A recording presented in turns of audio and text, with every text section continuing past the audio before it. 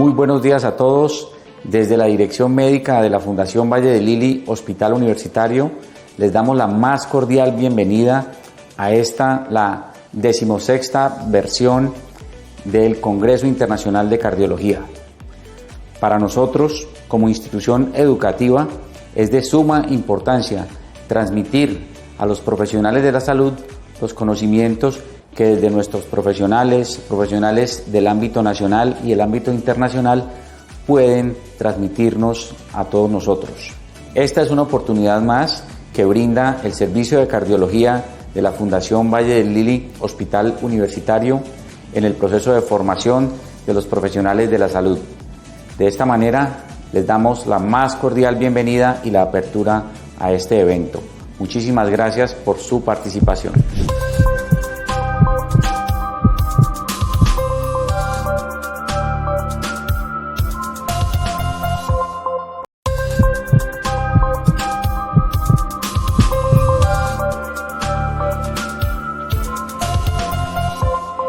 Un saludo muy especial para todos, para Fundación Valle de Lili Hospital Universitario y su alianza profunda por la vida con la Universidad ICESI. Es un privilegio poder extender a toda la comunidad académica una cordial invitación para asistir a la 16ª versión de nuestro ya conocido Congreso CardioLili. Se trata de uno de los más importantes eventos académicos institucionales y un referente nacional e internacional en el ámbito de la cardiología. En esta ocasión, y como ya es costumbre, tendremos conferencistas nacionales e internacionales de talla mundial. Para nosotros, compartir la experiencia y el conocimiento de vanguardia en un área tan especializada de impacto académico resulta una excelente oportunidad en nuestra misión de formación profesional. Nuestro permanente empeño en educar al más alto nivel requiere iniciativas que, como CardioLili, aporta de manera relevante al crecimiento formativo, personal y disciplinar de estudiantes a todo nivel. Los invito de nuevo a ser parte de nuestra nueva versión de CardioLili, la cual promete ser, como en otras ocasiones, de altísimo valor académico y de gran impacto global. Saludos a todos y sean bienvenidos a la 16ª versión de CardioLili.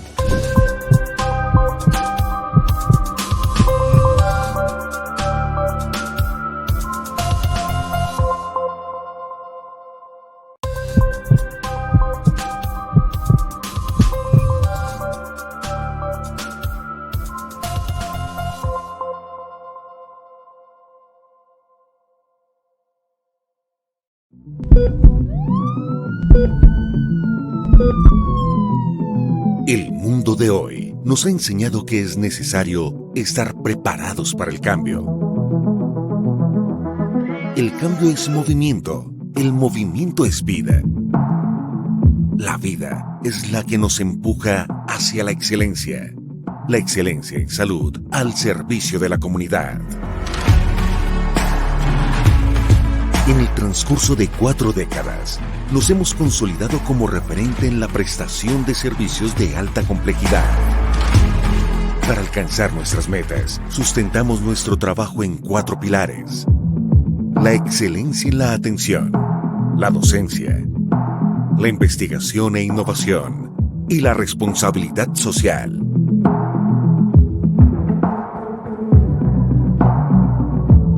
Como institución hospitalaria, nuestra vocación primordial es satisfacer las necesidades de nuestros usuarios, bajo un modelo de atención humanizado, centrado en el paciente. Para hacer más eficiente nuestro compromiso, apostamos por una estrategia que nos permita atender a cada familia, desde cualquier lugar. Por eso implementamos una ruta que nos conduce por el camino de la investigación y la innovación en el campo de la ciencia médica. No le tememos a los retos que nos plantean día a día en nuestra labor. Somos un hospital universitario, lo cual nos permite asegurar la continuidad de nuestra misión. Creemos en una formación académica humanizada, ética y científica, puesta al servicio de la comunidad. Estamos comprometidos con la responsabilidad social que tenemos con nuestro entorno inmediato. Por eso, desarrollamos diversos programas de atención para la población más vulnerable. Nuestra permanente búsqueda de la excelencia nos ha llevado a romper barreras en campos muy prometedores, la telemedicina y la atención a pacientes internacionales. Los tiempos cambian, el mundo se transforma. Estamos preparados para afrontar los nuevos retos. La innovación y la calidez humana hacen parte de nuestra existencia. Fundación Valle del Lili. Excelencia en salud, al servicio de la comunidad.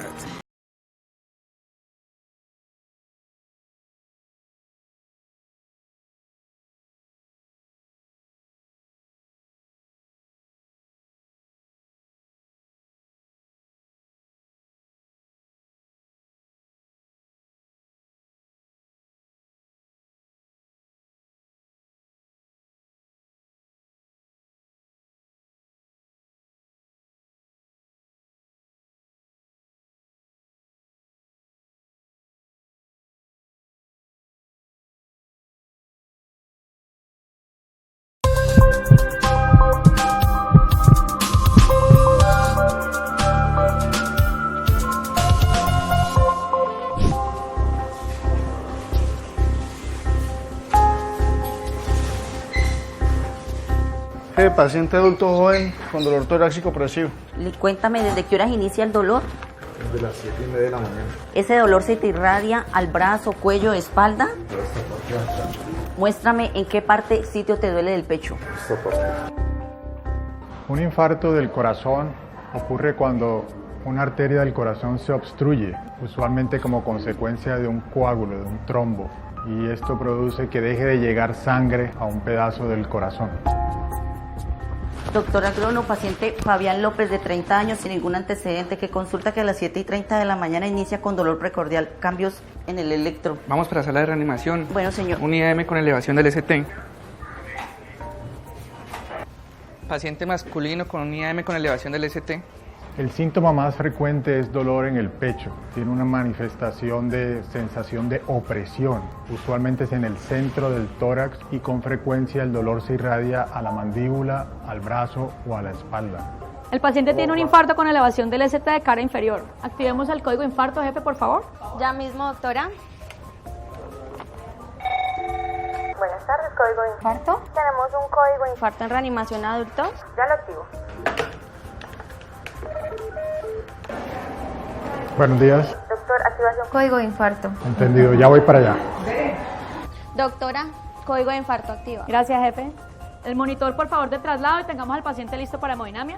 Aquí se ha desarrollado el código de infarto, que básicamente consiste en una respuesta supremamente rápida de todo el equipo de salud implicado en el tratamiento de este tipo de pacientes para lograr una intervención en las arterias del corazón lo más rápido posible.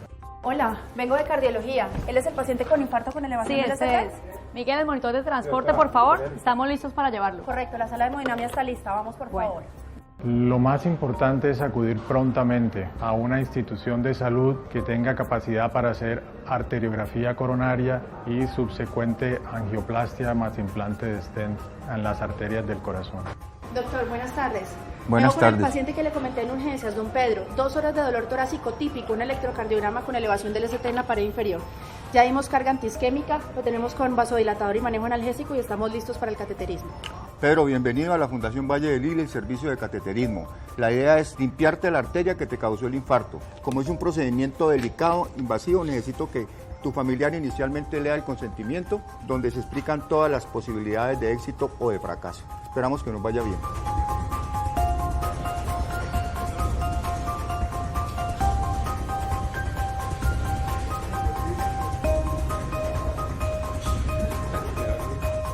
En la Fundación Valle del Lili estamos dispuestos a brindarles una atención oportuna con los más altos estándares de calidad en caso de infarto agudo del miocardio. Recuerde, el tiempo es crucial, el tiempo es vida.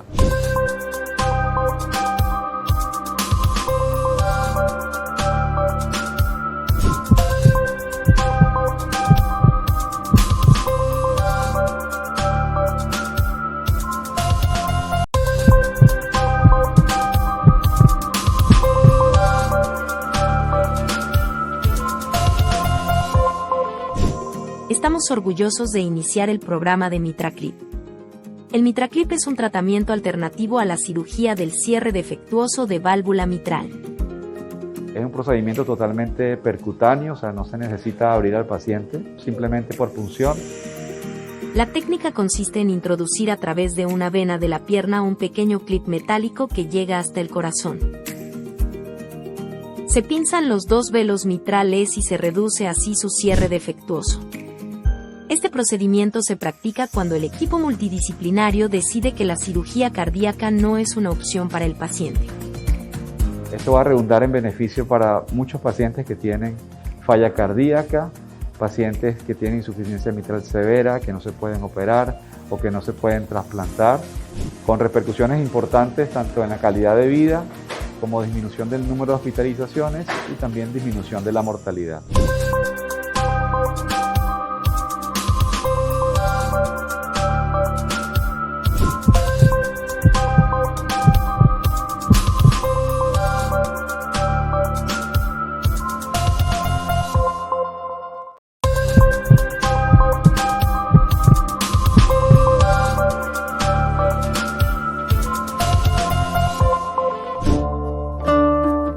Soy Sebastián.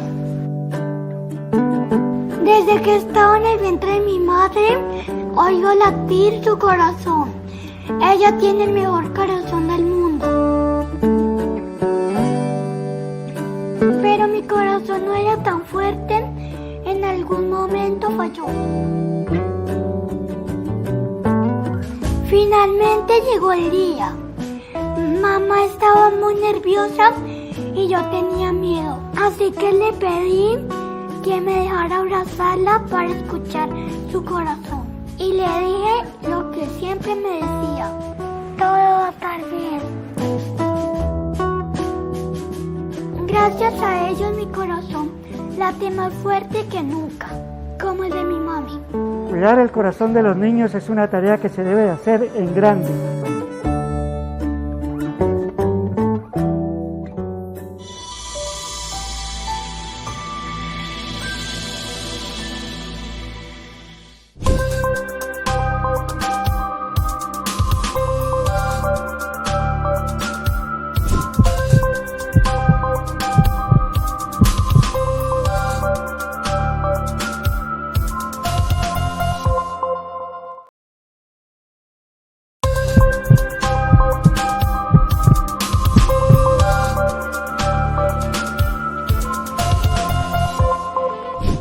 El 22 de mayo, a la 1 de la mañana, que me encontraba durmiendo ya, me despierta un dolor en el pecho muy profundo, como hacia adentro, como si se me cerrara el pecho y que nunca había sentido.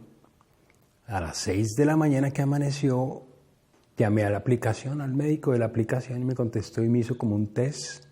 Me dijo: ¿tiene tos? Y dije: no tengo tos.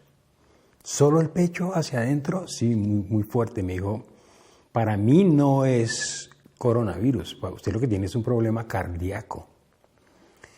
Y le doy un consejo: vuélese ya para urgencias. Salgo, le digo a mi hijo: lléveme. Llegamos a esta clínica y pasó más o menos más de media hora para poder llegar a donde la persona que le hace a uno el ingreso. Y entonces me empezó a hacer su gestión de hacer papeleo de información. Me dice: ¿usted qué EPS es? Le dije: de tal EPS. Me dijo: no, aquí no. Tiene que irse a donde tenga convenio su EPS. Y en esa espera, que ya era más de una hora, yo tenía que trabajar. Yo pertenezco a un equipo de producción de televisión. Produzco contenidos para la Fundación Valle del Lili. Y hacia un mes atrás habíamos hecho un programa audiovisual que se llama Código Infarto, que es las personas que sienten un dolor tan fuerte en el pecho, se van muy rápido a la clínica para que les salven la vida. Y al comunicarme con mi jefe, me dice: usted lo que tiene es un infarto, acuérdese del código infarto, y a usted no lo están atendiendo, corra ya para la Fundación Valle del Lili. Y dije: pues sí, si yo me quedo aquí me voy a morir. llegamos a la Fundación Valle de Lili y apenas llegamos ya había una enfermera afuera. Me entraron a un consultorio, me pusieron una serie de aparatos y se dieron cuenta que yo estaba ya infartado. Y el doctor dijo, inmediatamente a urgencias. Fue tan rápido y tan bueno el servicio de la fundación que en cuestión de menos de 15 minutos yo ya me estaban subiendo un quirófano y me estaban haciendo un cateterismo. Realmente le debo la vida a la Fundación Valle de Lili. Le doy gracias a la Fundación por el muy buen servicio que tuve. Tuve los mejores médicos y les agradezco mucho la atención que tuve y gracias a ellos estoy vivo. En la Fundación Valle de Lili estamos dispuestos a brindarles una atención oportuna con los más altos estándares de calidad en caso de infarto agudo del miocardio. Recuerde, el tiempo es crucial, el tiempo es vida.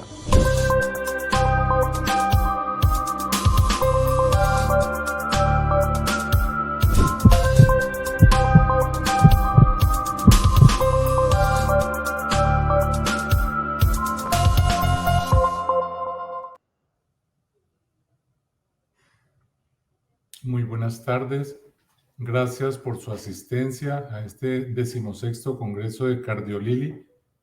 Queremos, en nombre del Servicio de Electrofisiología, darle la gracia a la institución Valle de Lili, porque de verdad recibimos un apoyo tremendo al doctor Juan Esteban Gómez, que se ha inventado este congreso y se ha vuelto mundial, a los invitados que enseguida vienen y que me han recomendado presentar uno de una vez todos para que podamos salir las siguientes charlas de manera consecutiva.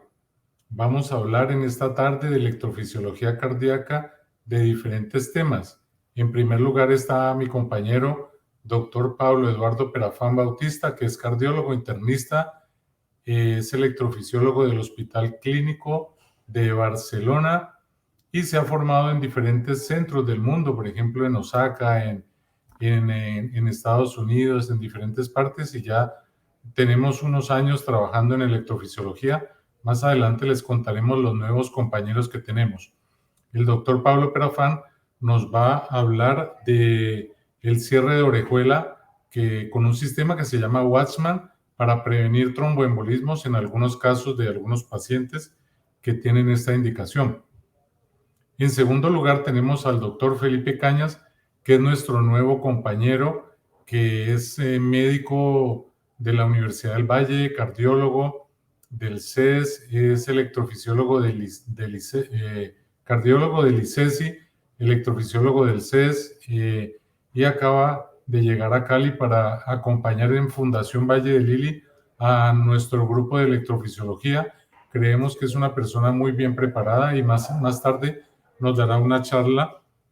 En tercer lugar, tenemos al doctor Felipe Betancourt, David Santa Cruz, que de igual manera es cardiólogo, internista, electrofisiólogo, es el jefe del servicio de electrofisiología de la Clínica Chayo en Bogotá y nos va a hablar del uso que cada día se incrementa del eco intracardíaco para los procedimientos no solo de electrofisiología, que es el tema central de hoy, sino que cada día se utiliza más.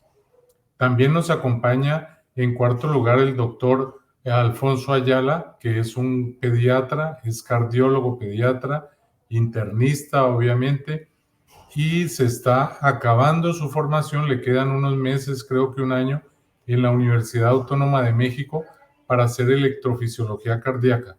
Les adelanto que será un electrofisiólogo pediatra número 1 de nuestro país, en Colombia. Ojalá pueda llegar a trabajar aquí en Valle de Lili. Y también nos acompaña el doctor Felipe Betancourt, que es cardiólogo internista, electrofisiólogo de la Clínica Chayo, es el presidente del Colegio Colombiano de Electrofisiología, colegio a quien agradecemos su apoyo, que cada año nos ha venido aportando un apoyo con toda la logística y con personas para poder apoyar este congreso. Y el doctor Betancourt nos va a hablar de un marcapasos que es muy nuevo, que se llama marcapasos sin cables. Entonces, por favor, adelante, pongamos en marcha los 5 videos. Después de un receso pequeño en donde habrá publicidad, tendremos preguntas. Entonces, adelante, que por favor disfruten este evento. Muchas gracias.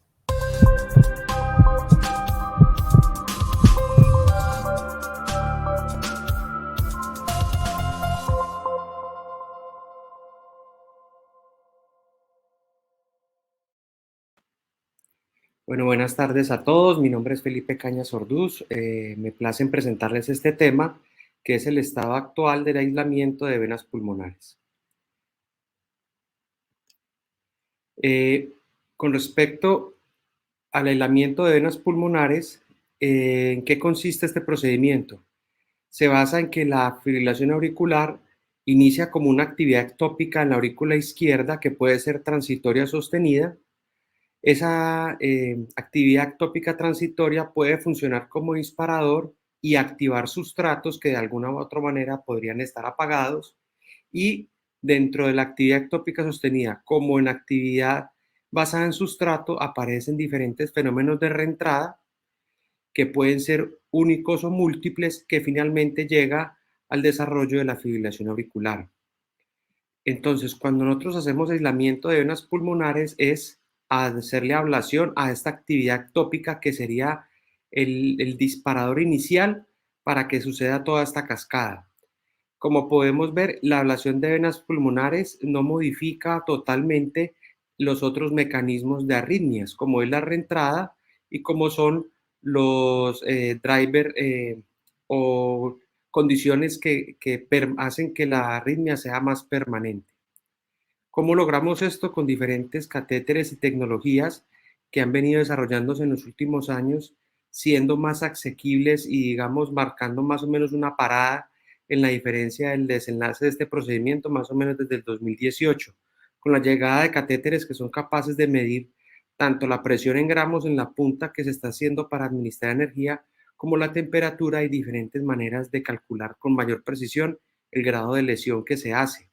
Adicionalmente a catéteres que irrigan gran cantidad de líquido para que no se forme carbón en la punta y el calor entre al tejido y así logra llevar al aislamiento de las venas. Estas son las 4 venas pulmonares que surgen de la aurícula izquierda en la vista posterior del corazón. Entonces, ¿qué hacemos durante el procedimiento? Este sería el mapa anatómico que logramos con estos catéteres. En morado es tejido sano, en gris es tejido que ya no tiene actividad eléctrica, y miren, antes del aislamiento de las venas pulmonares, las venas están moradas, y después de hacer esta ablación punto a punto, las venas pulmonares quedan de color gris. Esto lo que logramos es, si dentro de estas venas hay un disparador de fibrilación auricular, va a quedar bloqueado por esta barrera de cicatriz y no va a generar la arritmia. Podemos encontrar diferentes anatomías de aurículas con diferentes actividades eléctricas. Podemos hacer el mapa antes y después, demostrando el aislamiento eléctrico de venas pulmonares. En este tipo de mapa, la cicatriz o el tejido sin actividad eléctrica se representa de color rojo. Podemos tener aurículas en donde las paredes ya empiezan a tener cicatrices, como es esta. Miren que las aurículas anteriores teníamos el color morado, aquí ya está rojo de base, o sea que el paciente ya tenía un remodelado por haber estado mucho tiempo en fibrilación auricular, y este es el tipo de ablación más extensa que requieren para poder lograr el objetivo del procedimiento. Este es otro caso con una cicatriz que se extiende por toda la pared posterior y conecta ambas venas, y que logrando diferentes sets de ablación podemos homogeneizar ese sustrato arrítmico. Eso con respecto a la introducción de en qué consiste el procedimiento del que les voy a hablar hoy. Entonces, el contenido de esta charla va a ser la importancia del control del ritmo, los riesgos y los beneficios del aislamiento de venas pulmonares y unas conclusiones finales. Entonces, ¿es lo mismo el control del ritmo cardíaco con aislamiento de venas pulmonares que con antiarrítmicos? Entonces, sabemos que estar en fibrilación auricular no es lo mismo que estar con el ritmo sinusal normal. Esto, ¿por qué soy tan enfático en dedicarle una diapositiva solamente a esto? Porque durante mucho tiempo, al no haber cómo controlar mecanismos o maneras terapéuticas, cómo controlar la fibrilación auricular, pues finalmente la conclusión era que daba lo mismo, ¿sí? Pero ya sabemos que la fibrilación auricular está relacionada con menor expectativa de vida, mayor riesgo de ACV, de desarrollar falla cardíaca, mayor riesgo de desarrollar demencia, depresión, intolerancia al esfuerzo, entre otras cosas. De nuevo, si yo estoy en fibrilación auricular, puede que tenga la frecuencia cardíaca controlada y esto, aún en ausencia de síntomas, está relacionado con eventos adversos graves. Hubo un estudio en donde los pacientes se llevó al control de frecuencia definitiva con ablación del nodo AV e implante de marcapaso y se comparó con pacientes con la frecuencia cardíaca, entre comillas, controlada con medicamentos y se demostró que el ritmo regular a una misma frecuencia tenía mejores desenlaces clínicos y por mucho. ¿Qué antiarrítmicos tenemos para el control de esta arritmia?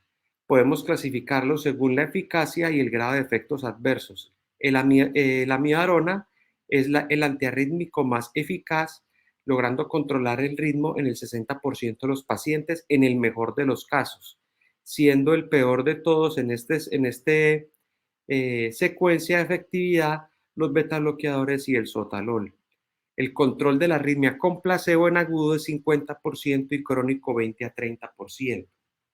No hacer nada sería equivalente en muchos pacientes, en muchos casos, al uso de betabloqueadores.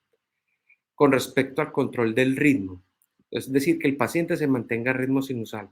Con respecto a efectos adversos, los que menos efectos adversos tienen son los betabloqueadores, que pueden llegar a ser tan comunes como al 32%, y los pacientes no tolerarlos.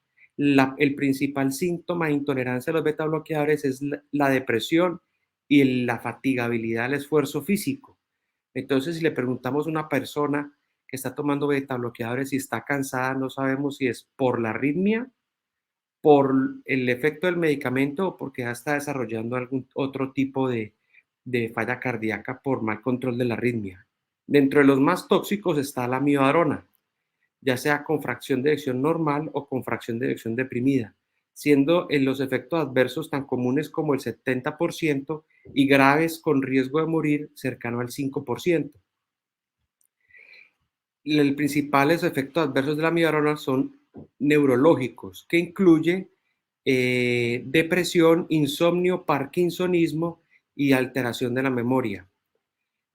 Obviamente, en fracción de eyección deprimida, todos los medicamentos que nos ayuden a controlar las arritmias supraventriculares van a empeorar arritmias ventriculares y por lo tanto van a incrementar el riesgo de morir, como es el uso de propafenona o flecainida cuando la fracción de eyección está disminuida. Si digamos que el antiarrítmico más asequible en nuestro medio es la amiodarona, y el uso de la amiodarona, por lo menos en Estados Unidos, su uso crónico, es decir, más de 3 meses, duplicó la mortalidad por todas las causas comparado con pacientes que no recibieran amiodarona para el control de fibrilación auricular. En este otro estudio, darle amiodaronas a ancianos se asocia a un incremento de la mortalidad a corto plazo, más de 130% del riesgo de morir a 100 días solo por el uso de la amiodarona. O sea que el uso de antiarrítmicos en fibrilación auricular no son más seguros que el aislamiento de venas pulmonares, y este es el primer mensaje grande que quería traerles con esta charla. Este es el riesgo de la ablación de venas pulmonares. La tasa de complicaciones ha venido bajando en los últimos años y actualmente se considera que complicaciones a grandes rasgos es cercano al 3,8% y complicaciones serias 1,9%, y de este 1,9%, 1% más son complicaciones vasculares al aumento del acceso vascular femoral, que se puede disminuir utilizando ultrasonido. Esto es más o menos las complicaciones del aislamiento de venas pulmonares actualmente. La principal es la complicación vascular, que se evita utilizando adecuadamente el ultrasonido. El tamponamiento cardíaco, usualmente cuando hacemos la pulsión transeptal, que la incidencia en este momento está menor al 1% y depende del uso adecuado de ultrasonido.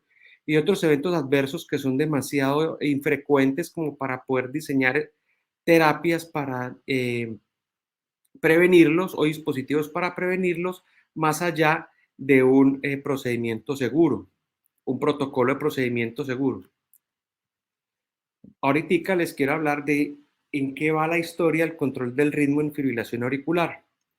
Antes del 2010, el control del ritmo, es decir, insistir en que el paciente esté en sinusal, era considerado igual al control de frecuencia. El control del ritmo solamente habían medicamentos que ya vemos que no son tan efectivos y tienen sus riesgos, con o sin cardioversión eléctrica, y el control de frecuencia con beta bloqueadores, calcio antagonistas, digoxina, en caso de falla cardíaca, y en el último instancia, ablación del nodo AV con marcapasos. Estos son los estudios más importantes de control del ritmo antes del 2010. En la mayoría de lo que se utilizó fue amidodarona. Dentro del grupo de pacientes que se insistió en que estuvieran en ritmo sinusal, solamente estaban en sinusal al final del estudio el 62 a 63% de los casos en el mejor de los escenarios. O sea que si el paciente está en el grupo del control del ritmo, no quería decir que ese paciente estaba en sinusal. Tanto así que el porcentaje de entrecruzamiento de control de frecuencia, control de ritmo fue tan alto como del 37% en el AFIRM o del 42% en el STAFF. Y obviamente, con mal control del ritmo y con alto grado de entrecruzamiento, los desenlaces cardiovasculares mayores eran similares y no significativos entre ambos grupos. Entonces, antes del 2010, la conclusión de todos estos estudios fue que daba lo mismo que el paciente estuviera en sinusal o en fibrilación auricular en cuanto a desenlaces cardiovasculares mayores. Y se llegó a la mala conclusión de que la fibrilación auricular era una arritmia benigna.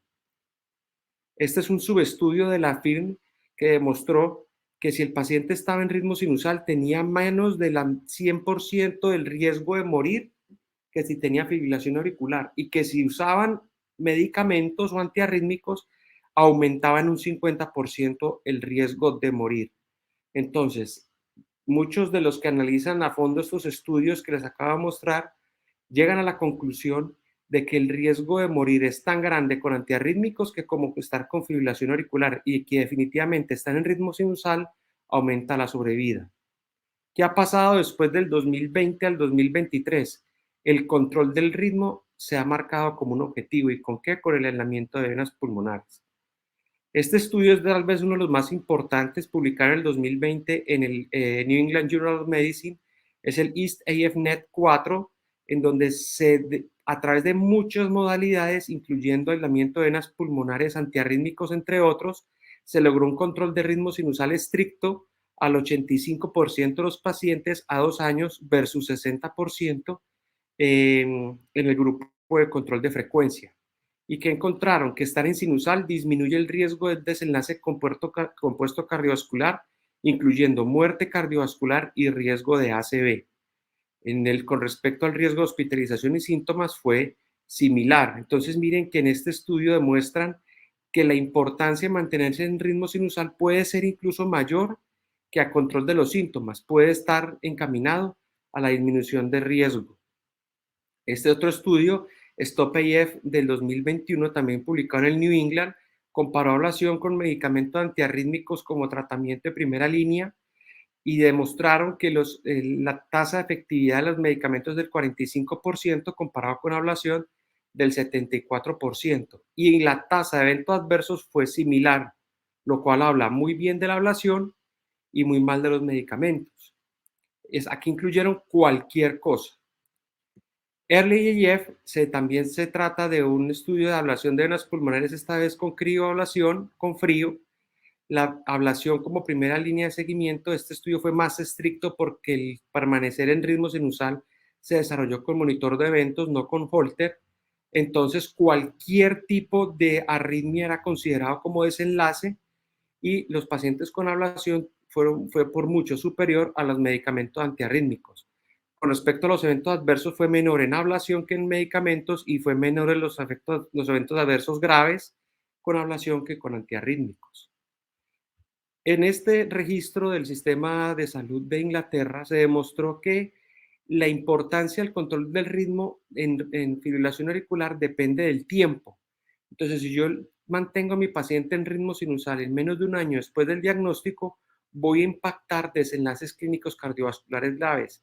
Y si dejo que mi paciente avance en su enfermedad, menos voy a poder impactar en todos estos beneficios con el paciente. Esto, de nuevo y subrayo, es independiente de los síntomas.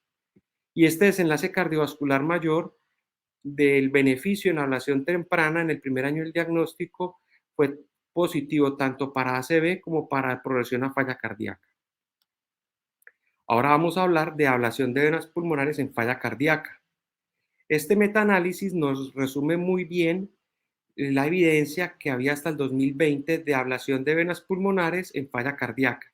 Y dentro del metaanálisis compararon antiarrítmicos versus control de frecuencia y ablación con catéter versus control de frecuencia. ¿Y qué encontraron? Que en términos de mortalidad, los antiarrítmicos versus control de frecuencia era lo mismo. En hospitalización había un mayor riesgo de hospitalizarse en control de frecuencia y el riesgo de ACV era el mismo. Si comparo el aislamiento de venas pulmonares contra el control de frecuencia, hay una disminución de mortalidad alrededor del aislamiento de venas pulmonares de riesgo de hospitalización y una tendencia no significativa a riesgo de ACV.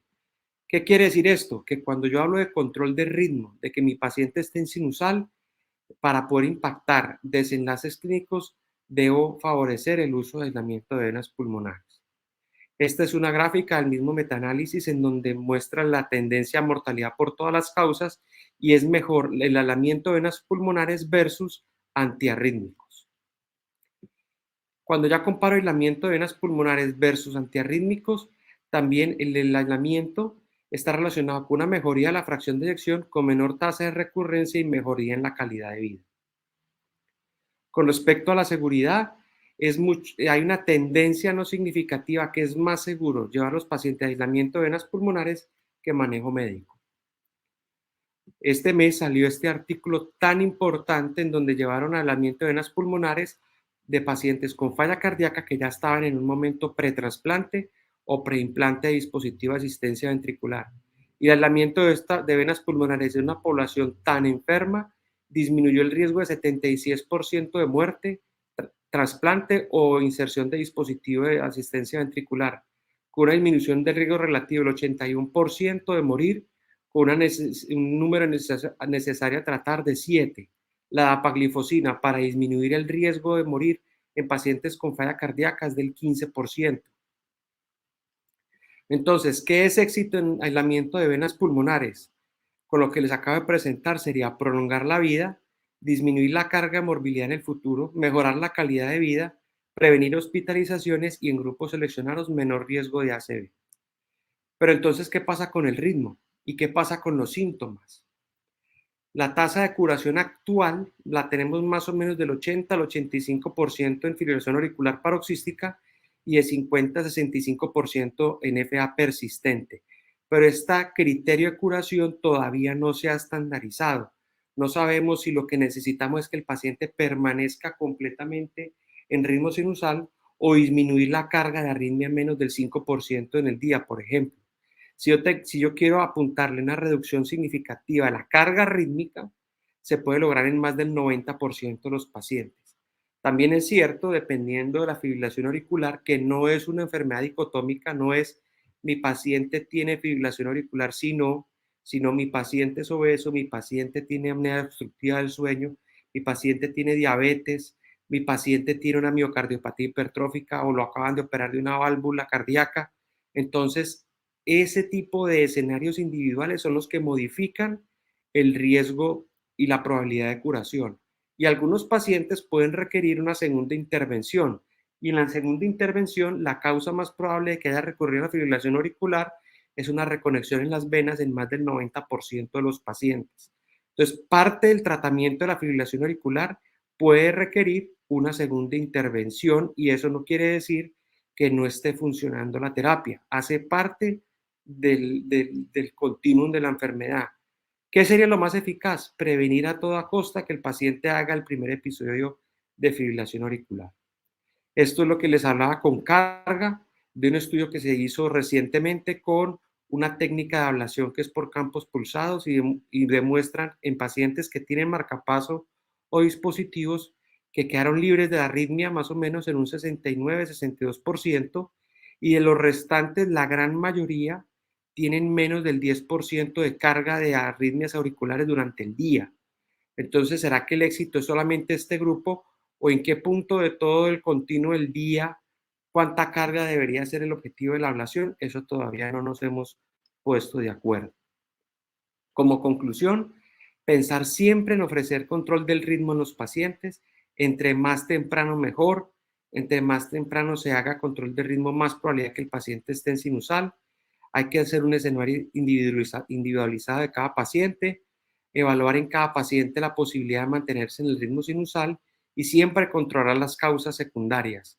Favorecer la ablación de venas pulmonares sobre los medicamentos porque es más eficaz y segura, y en el futuro cercano tendremos el perfeccionamiento y el aislamiento de venas pulmonares, que ya es, digamos, parte del esfuerzo de la electrofisiología moderna en evaluar la carga de arritmias auriculares, diferentes disparadores a las venas pulmonares o diferentes técnicas de ablación basadas en sustrato arritmogénico. Todo esto siempre en el cuidado y en el análisis individualizado de cada paciente. Muchas gracias.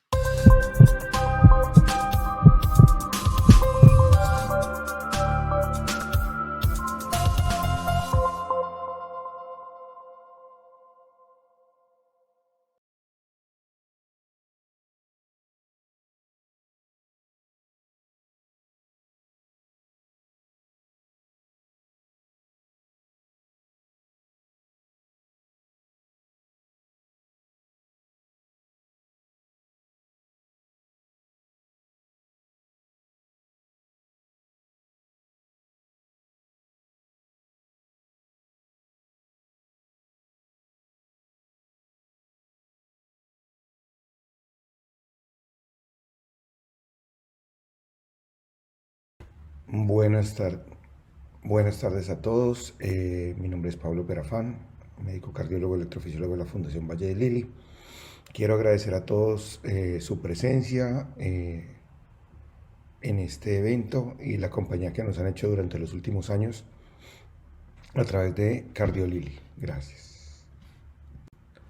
El tema con el cual voy a presentar el día de hoy es el cierre de orejuela como una alternativa a la anticoagulación en fibrilación auricular. Todos sabemos que la fibrilación auricular es la arritmia más frecuente en personas mayores de 60 años. Su incidencia aumenta año tras año y actualmente compromete más o menos el 1% de la población mundial.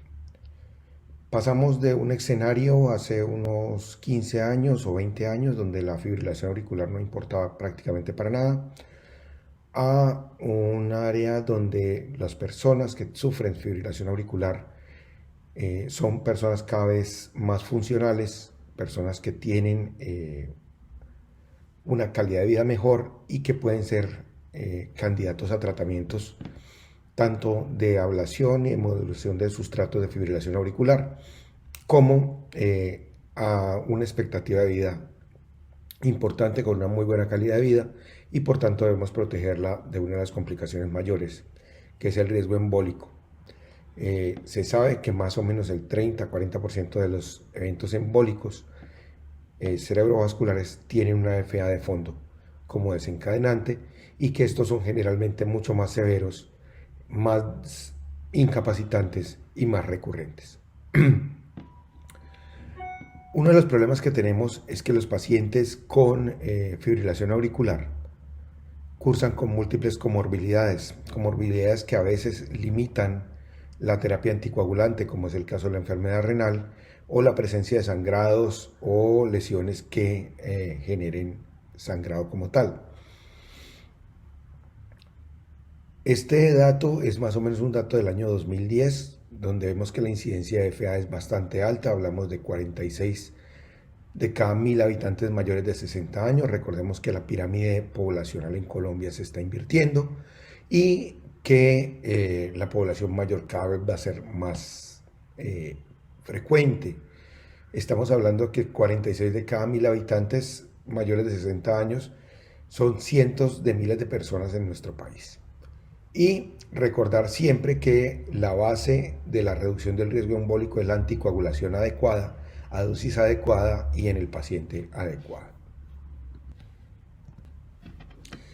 Pero ¿por qué aparece el riesgo embólico? El riesgo embólico en fibrilación auricular es realmente el resultado de una cascada de eventos que dependen tanto del ritmo como tal de la fibrilación auricular, como de la aparición de factores propios del endotelio auricular, con inflamación, hipercoagulabilidad, activación trombótica, lesión misma del tejido, de la infiltración grasa y la atriopatía asociada. Y esto tiene que ver también con otros factores clínicos que debemos controlar, como la obesidad, la diabetes, la hipertensión. Se sabe que por lo menos controlando la hipertensión arterial en forma adecuada, disminuimos el riesgo embólico más o menos a la mitad. Y recordar que la falla cardíaca es un fenómeno frecuentemente asociado a la fibrilación auricular y que es un determinante de inflamación y daño endotelial que a su vez favorece el trombo. Teniendo esto en cuenta, debemos saber que la mayor parte de los trombos en el corazón se forman en la auriculilla izquierda, casi el 90% de ellos, y que estos trombos pueden viajar a cualquier parte del cuerpo. Fundamentalmente las lesiones cerebrovasculares son las que son más evidentes y las que más daño van a generar en nuestros pacientes. Entonces, ¿cómo manejamos el riesgo embólico de un paciente? Pues si el paciente tiene una fibrilación auricular,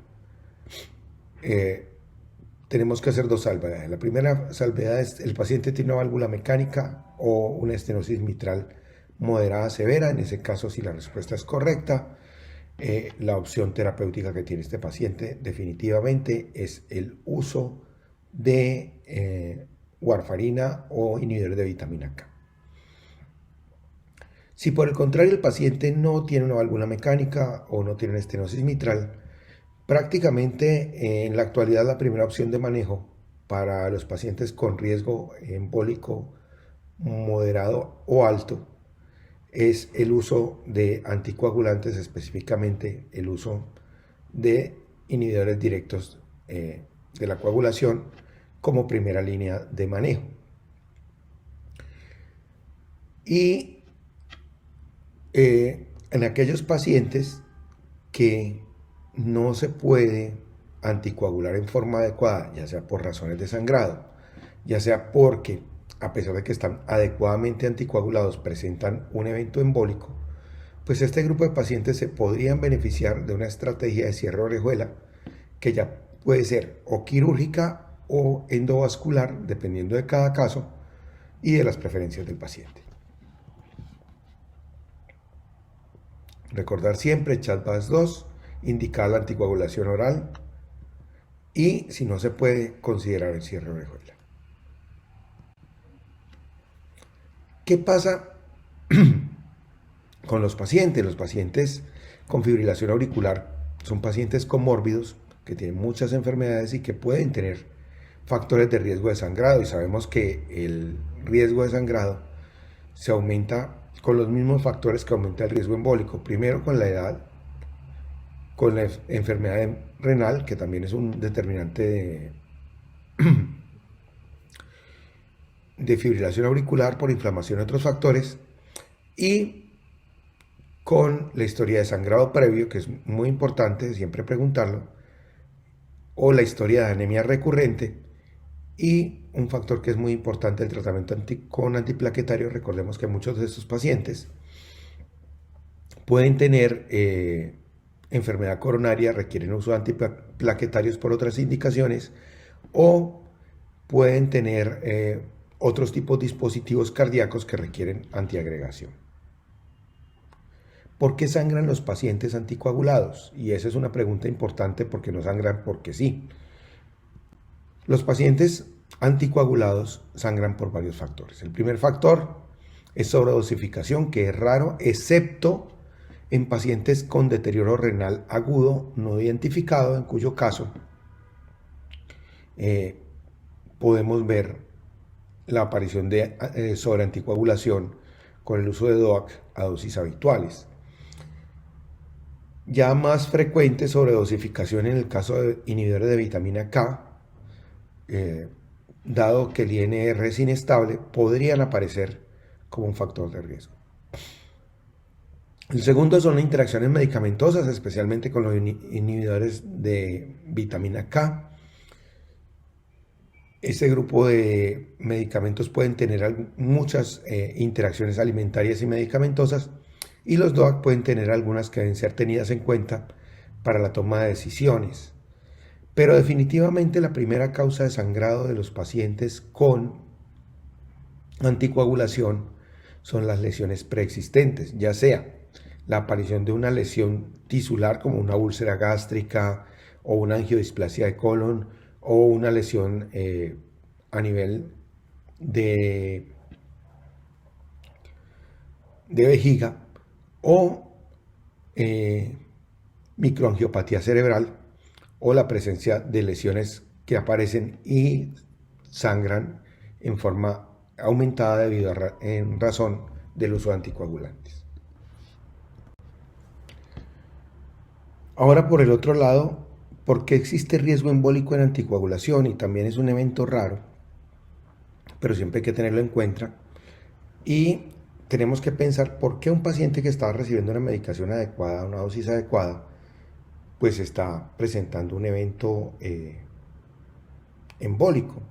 Y la primera causa de eventos embólicos en pacientes anticoagulados es la pobre adherencia al tratamiento. Se sabe que más o menos el 60% de los pacientes tienen problemas con la adherencia, especialmente con inhibidores de vitamina K, probablemente mucho menos con el grupo de DOAC, pero siempre la primera causa, la suspensión transitoria por una cirugía, y en eso es importante ser muy cautelosos en la suspensión y en evaluar si requiere o no de verdad la suspensión del medicamento para hacer algunos procedimientos a veces menores. Por otro lado, la suspensión por parte del paciente, a veces por razones administrativas, a veces por razones personales, y también que muchos de estos pacientes omiten dosis debido a que son pacientes añosos y que tienen problemas de adherencia. Siempre descartar otras fuentes embólicas cuando uno tiene un paciente anticoagulado, que no tenga una placa aórtica, que no tenga una enfermedad carotidia severa, que no tenga una lesión de otro tipo antes de tomar alguna decisión importante. Las limitaciones para la anticoagulación, sobre todo por sangrados, y un caso que es mucho más raro, algunos pacientes con protección insuficiente con la terapia debido a estasis severa o presencia de flujos muy lentos dentro de la orejuela por enfermedad auricular severa.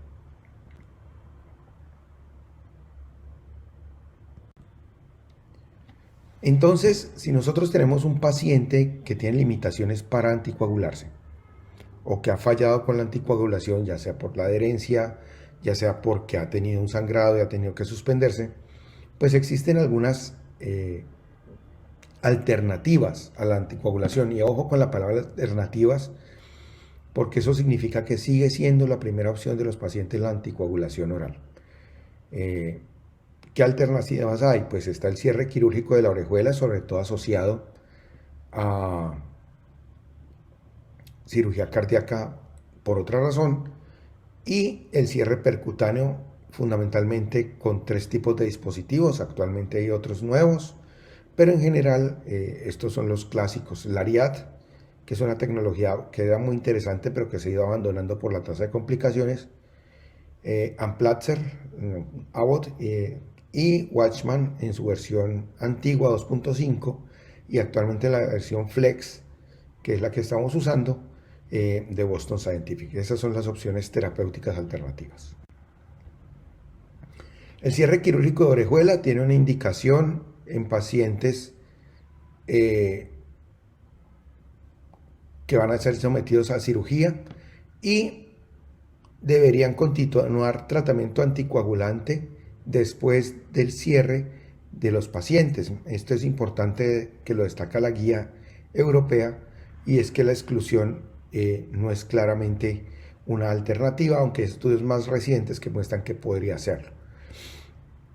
Todas las indicaciones 2B, como en todas las técnicas de cierre de orejuela, se puede considerar para pacientes que tienen contraindicación o tratamiento anticoagulante, o para sangrados mortales, pacientes llevados a cirugía cardíaca con fibrilación auricular no valvular, y en pacientes que tienen un elevado riesgo embólico y que no pueden ser anticoagulados ni siquiera por cortos periodos, podría ser una alternativa una cierre toracoscópico de la orejuela, que es una técnica que al ser no endovascular no requiere ni anticoagulación ni anticoagulación posterior. Vamos entonces a hablar de cierre percutáneo. Lo primero que hay que entender es que la orejuela es una estructura compleja, que prácticamente no existen dos seres humanos con una orejuela igual, y eso es un factor que ha hecho que el cierre tenga ciertas complicaciones y ciertas condiciones. Digamos, lo primero que todo es que la orejuela es una estructura, como su nombre lo indica, en forma de oreja, aunque hay diversas morfologías, que está llena de unas estructuras internas que se llaman los músculos pectíneos, que no es lisa, y que es donde se acumula, donde se pueden formar fundamentalmente los trombos cuando la velocidad interna de la orejuela es lenta, o cuando el flujo cardíaco es lento, o cuando la inflamación dentro de la aurícula izquierda es alta, como en la atriopatía. Tenemos unas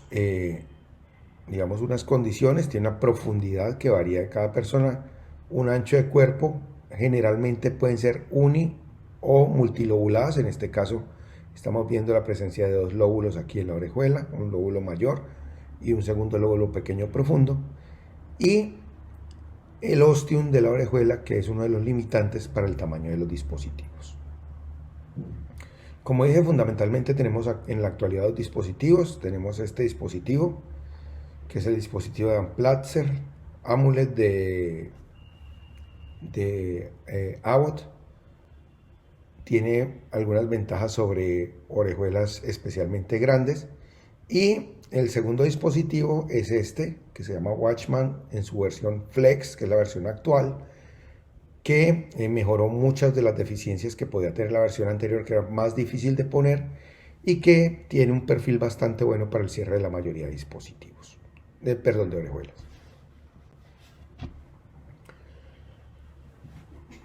Estos son los estudios originales de cierre de orejuela con dispositivo Watchman.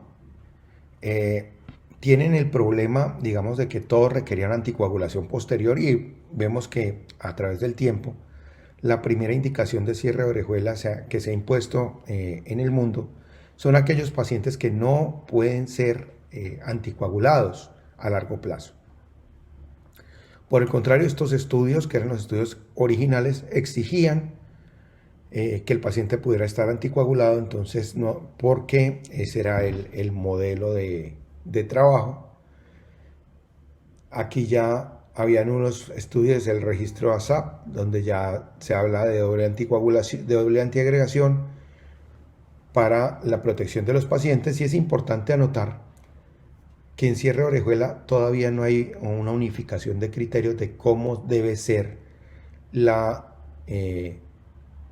el manejo post-implante de la anticoagulación, la antiagregación. Vamos desde aquellos que siguen en el esquema del Protect original, de warfarina ASA por 45 días, luego antiagregación dual por 6 meses o aspirina. Otros lo dejan solamente con aspirina, otros se hace DOAC y luego aspirina. Hay otros esquemas de aspirina inmediatamente o doble antiagregación, y más o menos el registro europeo del Evolution muestra que más o menos el 10% de los pacientes, dadas sus condiciones, no reciben ningún tipo de terapia posterior al cierre de orejuela, y realmente no hay una diferencia grande en los resultados de riesgo embólico entre todas estas estrategias. ¿Qué vemos en los metaanálisis de estos pacientes de cierre de orejuela? Esto es Watchman, es la generación anterior, Protect, Prevail, PRAC 17, y vemos que la diferencia fundamental comparado contra DOAC, que era el esquema original, es que el riesgo hemorrágico y ACV hemorrágico definitivamente es mucho mejor. El riesgo embólico es el mismo, lo cual es bueno, dado que estos medicamentos han comprobado que son altamente efectivos para prevenir eventos isquémicos.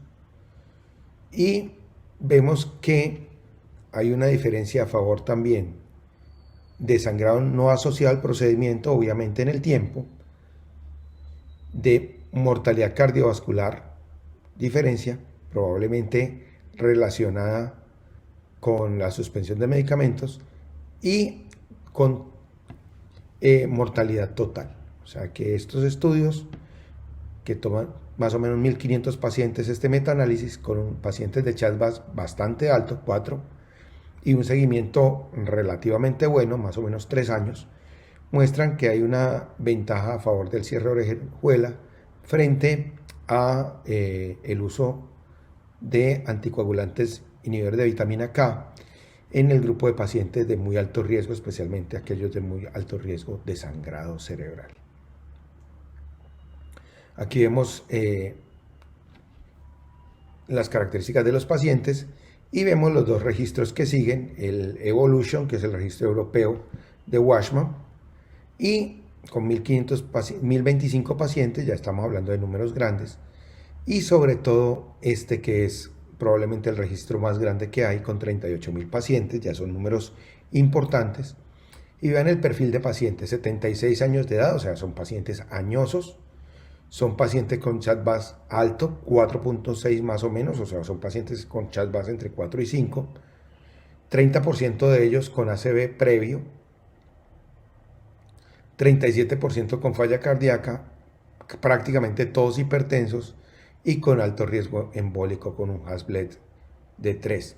Igualmente, la mayor parte de estos pacientes, y esta es la indicación actual en la humanidad pues más socorrida, eventos de sangrado relevantes, 26.000 de 38.000 pacientes en el registro LAO son pacientes con sangrados mayores previos, o sea que esto es una alternativa a un grupo de pacientes que son pacientes añosos, pacientes que tienen múltiples factores de riesgo y que en la mayoría de casos tienen una contraindicación para anticoagulación.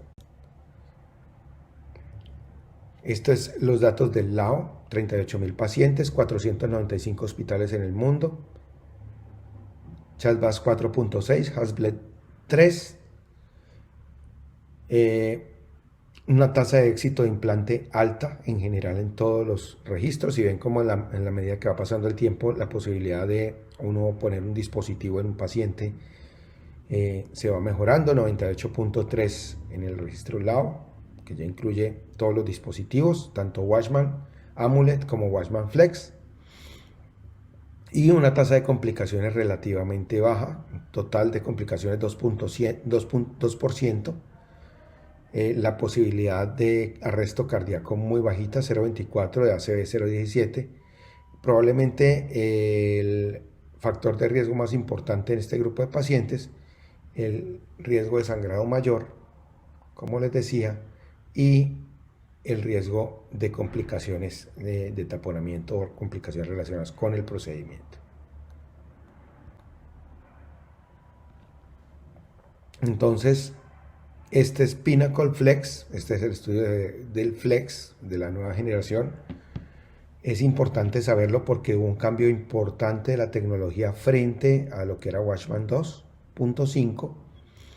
Este es un dispositivo más flexible y eso cambió el perfil de seguridad del dispositivo. Nosotros estábamos hablando con Watchman de una tasa de complicaciones más o menos 1-2%, y por el contrario, en este estudio del Pinnacle, la tasa de implante prácticamente fue del 100%, o sea, pocos pacientes no se pudieron implantar por condiciones de la orejuela o condiciones del dispositivo, y la tasa de complicaciones que ellos esperaban hasta el 4% en este estudio fue el 0.5%, 6 minutos específicamente, y especialmente la tasa de taponamiento cardíaco y derrame pericárdico, que era alta, en el otro dispositivo y la presencia de parafugas asociadas a ACV.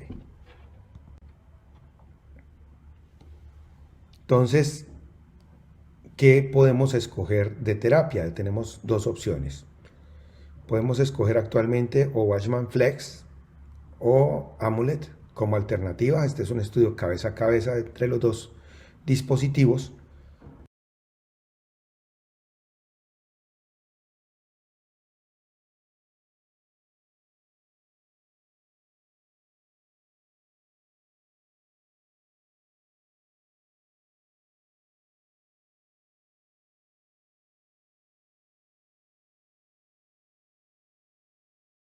Entonces, aquí están las características de los estudios. Volvemos a los números actuales y vemos que la mayor parte de los pacientes que entran en los estudios son pacientes que son bastante enfermos y que tienen muchos factores de riesgo. O sea, son personas enfermas en las cuales podemos tener una alternativa terapéutica para darles tratamiento.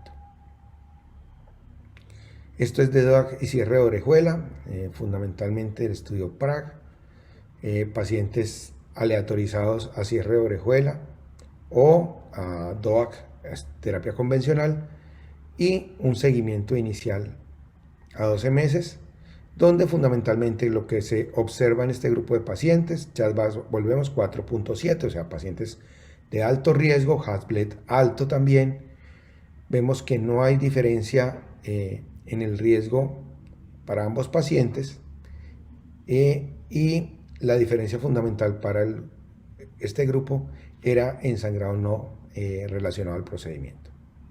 Digamos que este estudio lo que muestra es que prácticamente son equivalentes las terapias, pero cuando vemos el seguimiento a 4 años, es el previo era el estudio a 1 año, cuando vemos el seguimiento a este mismo grupo a 4 años, definitivamente hay una reducción significativa del sangrado en aquellos pacientes que están con DOAC y sin afectar el riesgo de ACV y una disminución del endpoint primario combinado fundamentalmente a expensas de menor sangrado. Esto es cierre de orejuela en pacientes con hemorragia intracraneal. Ustedes saben que es una complicación muy severa. Las opciones de estos pacientes son o continuar la anticoagulación en algunos de ellos, cierre de orejuela o suspender la terapia, que es una estrategia que no ha sido probada. Que se muestra que los pacientes que se hace cierre de orejuela, definitivamente el riesgo de ACV se disminuye significativamente y es una alternativa o es una opción importante en aquellos pacientes que han tenido un sangrado cerebral previo y que tienen una recuperación suficiente como para pensar en estar sometidos a una terapia de este tipo. Cierre de orejuela, enfermedad renal. Este es un comparativo de cierre de orejuela en pacientes con o sin enfermedad renal avanzada y definitivamente lo que muestra es que los resultados para ambos grupos son más o menos iguales, lo que quiere decir que esta es una alternativa importante en aquellos pacientes que, dado la presencia de enfermedad renal, no pueden estar anticoagulados. En conclusión, tenemos unas indicaciones de cierre de orejuela en pacientes no candidatos a anticoagulación por alto riesgo hemorrágico, sangrado previo, después de ajustar factores de sangrado, y eso es importante. Pacientes con sangrado intracerebral o sospecha de microangiopatía cerebral. Pacientes con sangrado que han comprometido la vida del paciente y no son reversibles. Por ejemplo, un paciente con una enfermedad de Churg-Strauss o un paciente con una angiodisplasia o una enfermedad de Osler-Weber-Rendu, y pacientes con ACV en presencia de adecuada anticoagulación puede ser una alternativa complementaria. Y finalmente tenemos el deseo de pacientes. Hay pacientes que no quieren estar anticoagulados y puede ser una alternativa esta terapia. Muchas gracias a todos, gracias por su tiempo y gracias por el interés.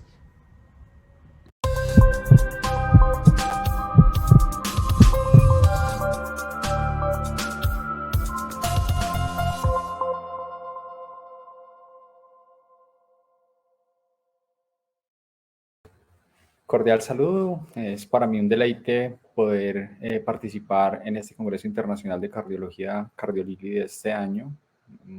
doy un especial agradecimiento a todo el comité organizador por la invitación para esta conferencia en la que les hablaré en los próximos minutos acerca de la utilidad de la ecografía intracardíaca en los procedimientos que nosotros realizamos en electrofisiología.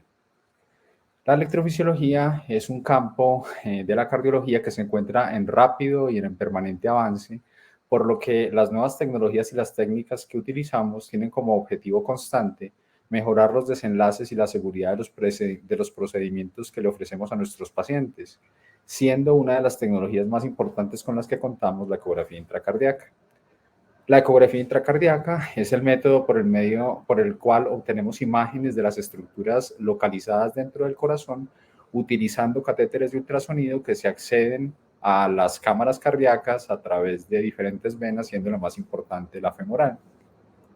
La ecografía intracardíaca nos va a permitir visualizar en tiempo real y de forma continua los detalles anatómicos y en diferentes perspectivas, como lo que estamos viendo en esta obra de Matthew Robert, en donde localizando la sonda en diferentes posiciones dentro del corazón, podemos obtener imágenes muy detalladas de la estructura con la que queremos trabajar para poder tener una mejor comprensión de la misma. En esta línea del tiempo podemos ver cómo desde la década de los 60, Siesinski en Polonia es el primero que habla de un sistema de imagen de ultrasonido basado en catéter que fue progresando. Hacia 1969 en Rotterdam se desarrolló una bobina de matriz de fase de 32 elementos, luego hacia la década de los 80 comenzó a utilizarse clínicamente en el ultrasonido intracoronario, hacia la década de 1981 en Nueva York se empezó a hablar ya de la punción transeptal guiada por este tipo de imágenes. Se desarrollaron hacia la década de los 90 transductores de baja frecuencia y fue en la década de los 2000 en la que se introdujeron las ondas de phase array que les hablaré a continuación. Tenemos básicamente dos tipos de tecnología para hacer la ecografía intracardíaca. Uno de ellos es la ecografía intracardíaca radial, en la que un cristal piezoelectroúnico que está localizado en la punta del catéter nos permite obtener imágenes de 360 grados, en planos radiales de 360 grados, en las que podemos tener una visualización muy precisa de campo cercano, pero no tanto de campo lejano. En esta imagen estamos viendo la sonda de ecografía posicionada en el septum interauricular y cómo se está produciendo un tenting de un sistema de punción transeptal para que podamos acceder desde la aurícula derecha a la aurícula izquierda. Sin embargo, los sistemas que más utilizamos en este momento son los de haz de fase o phase array, en los que transductores de 64 elementos están posicionados en la punta de un catéter deflectable que nos permite con diferentes direcciones y movimientos obtener imágenes en cuña que van a ser visualizadas en estaciones de trabajo de ultrasonido convencional. Tenemos diferentes posibilidades en el mercado, de las cuales en Colombia contamos con 3 de ellas, la AcuNav, la ViewFlex y la SoundStar. Todas nos permiten obtener imágenes en escalas de grises, Doppler color, Doppler tisular, y uno de los sistemas además cuenta con un sensor magnético en la punta que nos va a permitir integrar las imágenes con el sistema de mapa tridimensional. Aquí podemos ver los diferentes movimientos que se producen de avance, retracción, la imagen que obtenemos, que se denomina sector de imagen, y cómo en el mango de la sonda de ecografía tenemos 2 perillas que nos permiten hacer movimientos de rotación anterior, posterior y derecha e izquierda, que es lo que nos va a permitir obtener las imágenes. El catéter en su punta es realmente lo que nos va a permitir ver, es como nuestros ojos dentro del corazón. Podemos ver que hay 2 puntos en la imagen que estamos obteniendo en el ecógrafo, y esto nos va a decir exactamente en dónde está posicionada la sonda. En este caso estamos en la aurícula derecha y con una deflexión anterior ya los puntos han entrado a otra estructura que es el ventrículo derecho, y una vez posicionados en él podemos entonces hacer una visualización muy precisa de esta estructura y de las adyacentes, como el septum interventricular o el ventrículo izquierdo. ¿Cuáles son los pros de la ecografía intracardíaca? Primero, nos permiten obtener imágenes precisas en tiempo real de esas estructuras cardíacas y de guías y catéteres que tengamos posicionados en el corazón, permitiéndonos mejorar la seguridad del procedimiento y reducir o eliminar el uso de la fluoroscopía. En contra, tenemos que se requiere el desarrollo de nuevas habilidades para manipular el catéter e interpretar las imágenes que estamos obteniendo. Se requiere un sitio adicional de acceso vascular y pues tiene un costo adicional también en el procedimiento. Hemos hablado sobre la necesidad de reducir la fluoroscopía y la pregunta es ¿por qué? En una ablación de fibrilación auricular, la mediana de exposición en fluoroscopía es de aproximadamente 16.6 milisieverts, pero puede llegar a ser hasta de 59.2 milisieverts. Con esa mediana, el paciente ha recibido la dosis equivalente a 830 radiografías de tórax o a la dosis acumulada de 6 años de exposición si estuviera en su ambiente cotidiano. Y en muchos casos, los pacientes requieren más de una ablación. En otros procedimientos que se consideran menos complejos, las dosis medias son de 3.2 y hasta de 20.3 en las ablaciones convencionales, incluso superior a la mediana de una ablación de fibrilación auricular. Y ya se sabe que la exposición en estos procedimientos de electrofisiología se asocian a riesgo mayor de cáncer de mama, de médula ósea, de pulmón y de estómago. Además, la exposición a la radiación se ha relacionado con el desarrollo de este tipo de dermatitis inducidas a la radiación. Este es el ejemplo de un ortopedista que después de 20 años de exposición desarrolla estas lesiones en sus manos, y también el uso de los chalecos plomados que requerimos para disminuir la exposición a la radiación en el tiempo se han relacionado con un incremento en el riesgo de complicaciones ortopédicas, principalmente a nivel de la columna, pero también en otros sitios como la cadera, la rodilla y los tobillos. Entonces se ha pensado en cada vez disminuir más la exposición a la fluoroscopía siguiendo este principio ALARA por sus siglas en inglés, en el que se pretende utilizar la menor cantidad de radiación posible durante estas intervenciones y en donde juegan un papel fundamental el mapeo tridimensional y la ecografía intracardíaca. Aquí podemos ver todas las posibilidades que hay en cardiología para el uso de la ecografía intracardíaca, y vamos a comenzar en nuestro campo en electrofisiología hablando primero de la punción transeptal. Podemos visualizar el avance de la guía hasta la vena cava superior durante la ecografía. Aquí estamos viendo el modelo en el que la guía está llegando y cómo se posiciona en la vena cava superior. Y este es un ejemplo de una punción transeptal realizada en nuestro laboratorio, en donde vemos la llegada de la guía y luego sobre la guía la llegada de la camisa con la que se va a hacer la punción transeptal. Luego todo este sistema se puede retirar hasta que logramos localizar la camisa y la aguja de punción transeptal sobre el septum interauricular, viendo cómo se desarrolla el tentin y localizándolo de acuerdo al procedimiento que vayamos a realizar en nuestro sitio de interés, para posteriormente puncionar y confirmar que estamos dentro de esa estructura cardíaca, y luego de una manera controlada y visualizando poder dejar en el sitio en el que nos interesa el sistema con el que vamos a trabajar. En este caso estaríamos colocando el introductor y la camisa para avanzar catéteres para un procedimiento de ablación. La punción transeptal es un paso crítico para la ablación de arritmias auriculares izquierdas, principalmente la fibrilación auricular, para procedimientos de cierre de auriculilla, para acceder al anillo mitral cuando, por ejemplo, necesitamos tratar pacientes con vías accesorias, o para acceder al ventrículo izquierdo cuando estamos haciendo procedimientos de ablación, o incluso en biopsias cuando las guiamos por mapeo electroanatómico tridimensional. Con la ecografía, entonces, nosotros podemos hacer una marcación del sitio de punción transeptal. En este caso se está delineando con estos sistemas que nos permiten integrar con el mapa tridimensional, y teniendo en clara dónde es el sitio, posteriormente posicionar nuestro sistema de avance transeptal y ver en tiempo real cómo los catéteres ingresan al corazón y cómo se posicionan dentro de esas estructuras que ya hemos mapeado previamente. En este caso estamos utilizando la ecografía para guiar una ablación, posicionando el catéter dentro del seno coronario. Esto nos permite obtener una vista de inferior a superior de la aurícula izquierda, la relación con las venas, en este caso la superior izquierda y la superior derecha, que parcialmente se está viendo, cómo se posiciona el catéter, alejándolo del ostium de la vena que nos interesa protegerlo, y poder ver en tiempo real cuando estamos haciendo las aplicaciones de radiofrecuencia que las lesiones que estamos produciendo son efectivas, y que esto lo podemos también integrar con las variables que se utilizan con los sistemas de mapeo tridimensional para dichas ablaciones.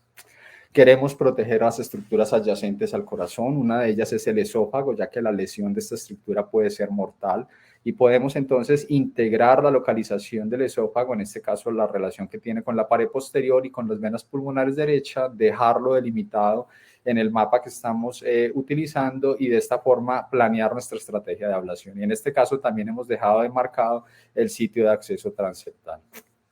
se puede posicionar la sonda de ecografía en la aurícula izquierda y esto nos va a permitir planear nuestros procedimientos, por ejemplo, de cierre de auriculilla, y en este caso lo que estamos haciendo es verificar específicamente la relación que tiene el esófago con estas que son las venas izquierdas, que no se ve fácilmente desde la aurícula derecha y que nos va a permitir determinar qué vamos a hacer para proteger esta estructura durante ese procedimiento de ablación. Aquí podemos ver la estrecha relación que tiene el catéter con ese sitio, que si no lo estamos visualizando podría exponer al paciente a un riesgo incluso mortal. Podemos conocer precisamente estructuras complejas, en este caso estamos viendo un ostium común inferior, reproducirlas, ver la relación que tienen con las estructuras como el esófago y el sitio de acceso transeptal, y de esta manera ofrecerles a los pacientes procedimientos más seguros. En el tratamiento de los pacientes que tienen síncope vasovagal o bloqueo auriculoventricular funcional, una de las estrategias que se utilizan es la cardioneuroablación. Y uno de los ganglios que nos interesa para este procedimiento es el ganglio aortocavo. En él, entonces, nosotros lo que hacemos es una reconstrucción de las estructuras relacionadas con él, la aorta con sus cúspides, la vena cava superior con sus cúspides, y después de haber elegido cuáles son los sitios de ablación, podemos hacer la aplicación de radiofrecuencia de una manera controlada, también visualizando en la ecografía lo que estamos tratando. El acceso a la aorta lo podemos hacer también de forma retrógrada. Aquí estamos viendo un eje largo que se obtiene desde el tracto de salida del ventrículo derecho, la llegada del catéter de mapeo y la reconstrucción que se está haciendo de la estructura. Aquí van a ver el catéter pasando y la relación que tiene con las estructuras adyacentes, en este caso con el ventrículo izquierdo. El nervio frénico es una estructura que también nos interesa proteger, lo podemos localizar, lo podemos delinear, lo podemos adicionar al mapa que estamos realizando como se ve acá. Aquí ya hemos completado la delineación y ver la localización de la sonda de ecografía con la estructura que queremos cuidar. En este caso se está haciendo una ablación también del ganglio aortocavo. Hemos delineado toda la localización del nervio frénico y confirmado con captura desde el catéter de ablación que esa es su localización, y podemos realizar aplicaciones de radiofrecuencia sabiendo que esta estructura se está protegiendo. Esta estructura es importante cuando hacemos ablación desde la aurícula derecha lateral, desde la vena cava superior o desde la vena pulmonar superior derecha.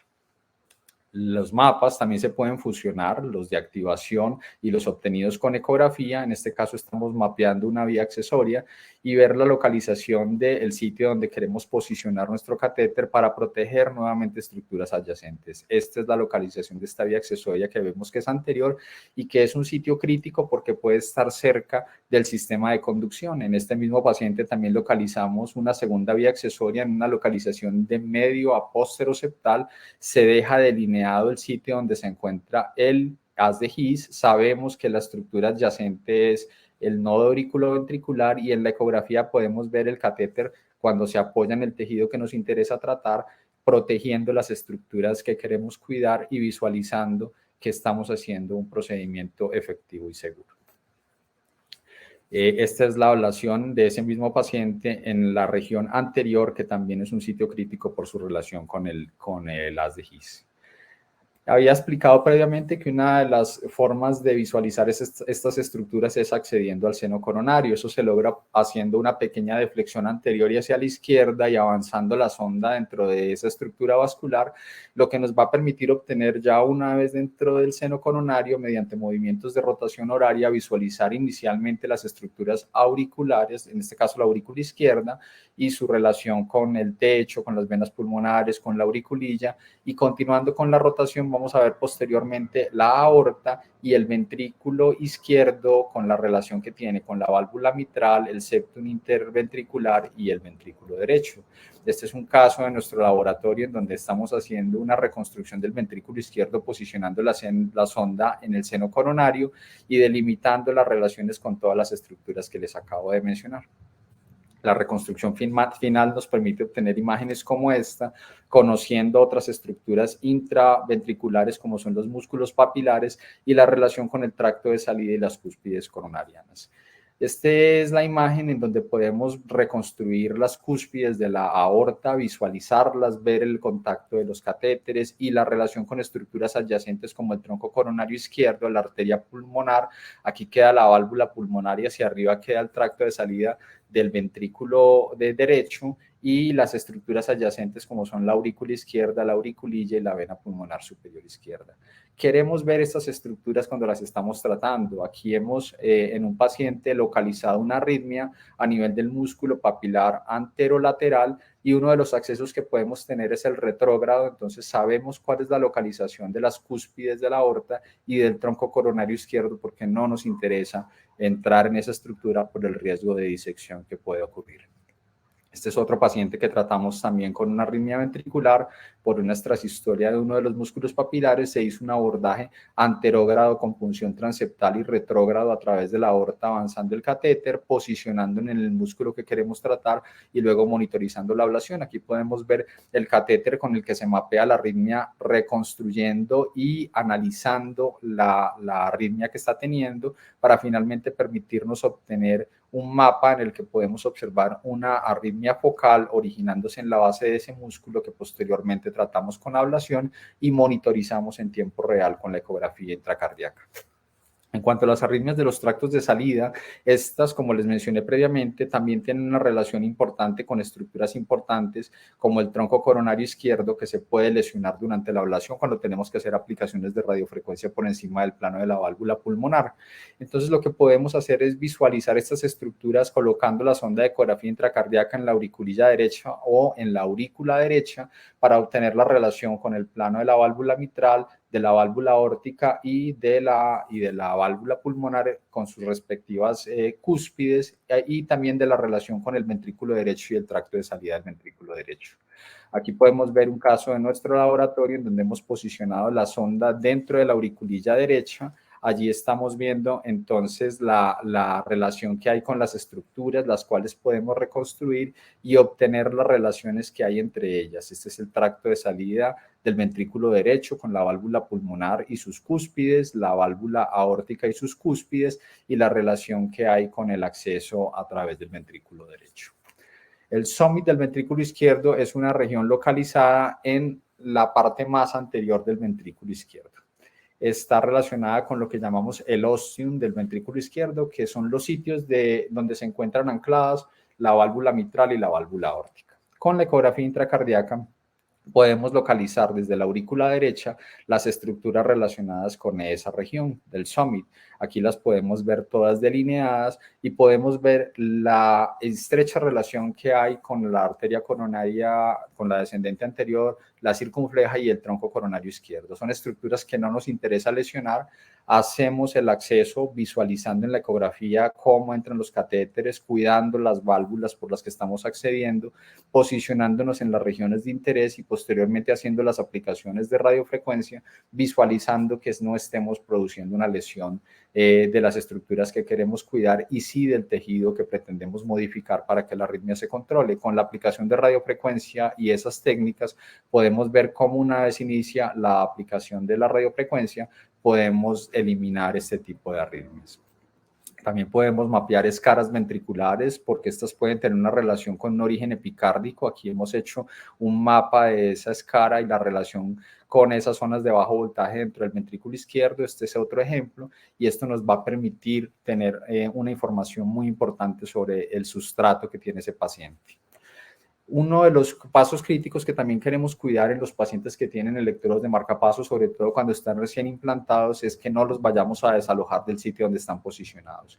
Podemos hacer una reconstrucción de esos electrodos, verlos delineados dentro de las cámaras cardíacas que estamos tratando y de esta manera posteriormente hacer una reconstrucción completa de los mismos, localizar nuestros catéteres lejos de ellos. Aquí está la localización radiográfica de los electrodos y la que se logró con la ecografía intracardíaca y posicionar los catéteres de tal forma que disminuyamos el riesgo de que estos sufran desalojos o lesiones con la aplicación de radiofrecuencia y posteriormente ver cómo las arritmias son tratadas con recuperación de ritmos normales en los pacientes. Existen muchos otros escenarios en los que la ecografía intracardíaca puede ser útil. Ya hemos mencionado brevemente el cierre de auriculilla izquierda, se puede utilizar para la extracción de electrodos de dispositivos de estimulación cardíaca cuando el paciente lo requiere o incluso para su implante, como ya lo hemos hecho en la institución en algunos pacientes, por ejemplo, en estado de embarazo, o para guiar biopsias endomiocárdicas cuando se ha hecho la reconstrucción tridimensional del tejido que es susceptible de biopsia y además con la ecografía se está pudiendo guiar el sitio donde se deben tomar la biopsia.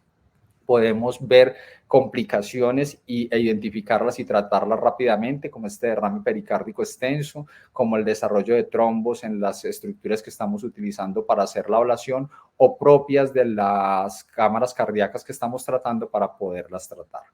De tal forma que la ecografía intracardíaca sí mejora la seguridad y la eficacia de los procedimientos de electrofisiología, disminuye o puede eliminar la necesidad de fluoroscopía, nos permite monitorizar la localización y el contacto de los catéteres con las cámaras cardíacas, cuidar las estructuras adyacentes, detectar tempranamente complicaciones e integrar las imágenes que estamos tomando con sistemas de mapeo tridimensional, y existen un potencial, un sinnúmero de beneficios que podríamos tomar con el uso de la ecografía intracardíaca. Muchas gracias.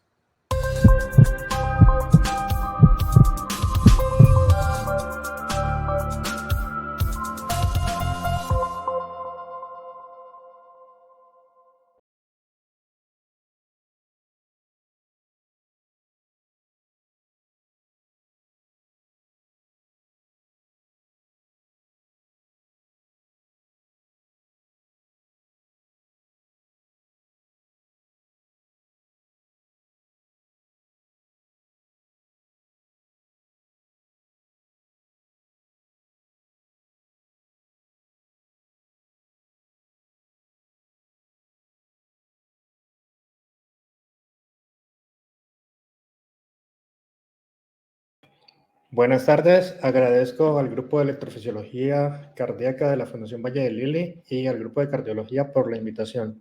El tema a desarrollar hoy es la electrofisiología en cardiopatías congénitas.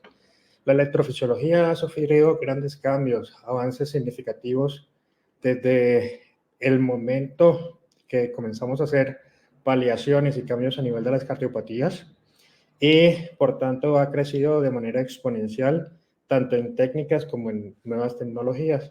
Aquí, por ejemplo, vemos, de acuerdo a la historia, un reporte de un caso en 1929 de una persona afroamericana que presentaba los cambios típicos a nivel de sus extremidades dados por el clubbing o hipocratismo digital, asociado a que este paciente se diagnosticó en ese momento con tetralogía de Fallot. Y de pronto es el reporte más antiguo del cual tenemos registro fotográfico de un paciente con cardiopatía congénita propiamente dicha en esta nueva era. Posteriormente se le realizó un registro electrocardiográfico en el cual vemos datos de sobrecarga del ventrículo derecho asociado a crecimiento a nivel de la aurícula derecha y aumento de la amplitud a nivel de la onda T. Finalmente, estos cambios y de manera paradójica, otra persona afroamericana realizó, por decirlo así, la primera fístula sistémico pulmonar para paliar las enfermedades con hipoflujo pulmonar. Esta persona fue Vivian Thomas, que en compañía de Helen Tauschig realizaron este procedimiento en un niño de 15 meses. Este procedimiento ya se venía realizando, cabe resaltar, en pacientes con hipertensión arterial para tratar de disminuir esa hipertensión. Generaban una fuga de este tipo de resistencia. Finalmente, entonces, ¿por qué ha cambiado la electrofisiología cardíaca pediátrica y de las cardiopatías congénitas? Pues porque hay un incremento en la sobrevida de las cardiopatías congénitas. Aproximadamente sobrevivían 25% de los pacientes con cardiopatías congénitas y actualmente sobreviven más del 90% a los 5 años. Eso quiere decir que la sobrevida se ha incrementado de manera exponencial. Sin embargo, tenemos también sobrevivientes naturales. El caso de la persona más antigua con tetralogía de Fallot reportada llegó hasta los 86 años y falleció en el año 2007 por un infarto cerebral. Estos determinantes de la sobrevida están en relación con la mayor tecnicidad que podemos tener en nuestras instituciones de salud, pero también a que comenzamos a realizar intervenciones de manera temprana. Y estas intervenciones de manera temprana van a facilitar, en cierta forma, el pronóstico. Para poder hablar de la electrofisiología cardíaca y en términos generales de la pediátrica y de las cardiopatías congénitas, tenemos que hablar de 3 mecanismos. El automatismo anormal, que en cierta forma son los focos habituales ectópicos que se pueden presentar, que generan algún tipo de descarga por alteraciones a nivel del potencial de membrana.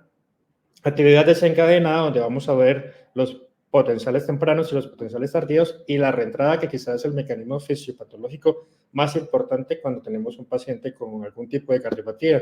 Y es que las cardiopatías congénitas, al ser paliadas el día de hoy, pueden generar cualquier tipo de alteración o cualquier tipo de cicatriz o cualquier tipo de escara, por decirlo así, a nivel de las cámaras cardíacas. Y estas escaras van a comportarse de diferentes maneras, generando en cierta forma un bloqueo anatómico o un bloqueo funcional o un sistema de reentrada funcional.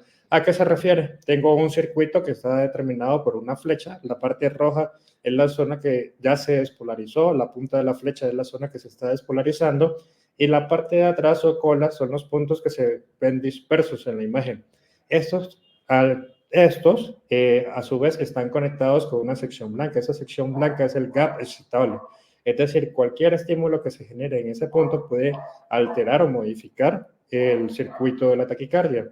Sin embargo, como lo vemos, al ser una reentrada, digamos que no es circular en términos generales desde el punto de vista fisiopatológico, pero es la manera más fácil de representarlo. Las reentradas funcionales tienen que ver con que esas cicatrices pueden generar disociación anisotrópica de las fibras a nivel de las cámaras cardíacas y, por ende, no tener una cicatriz propiamente dicha en la zona de bloqueo o la zona de la reentrada, pero sí alteraciones a nivel de la conducción que van a favorecer en algún momento este tipo de mecanismos.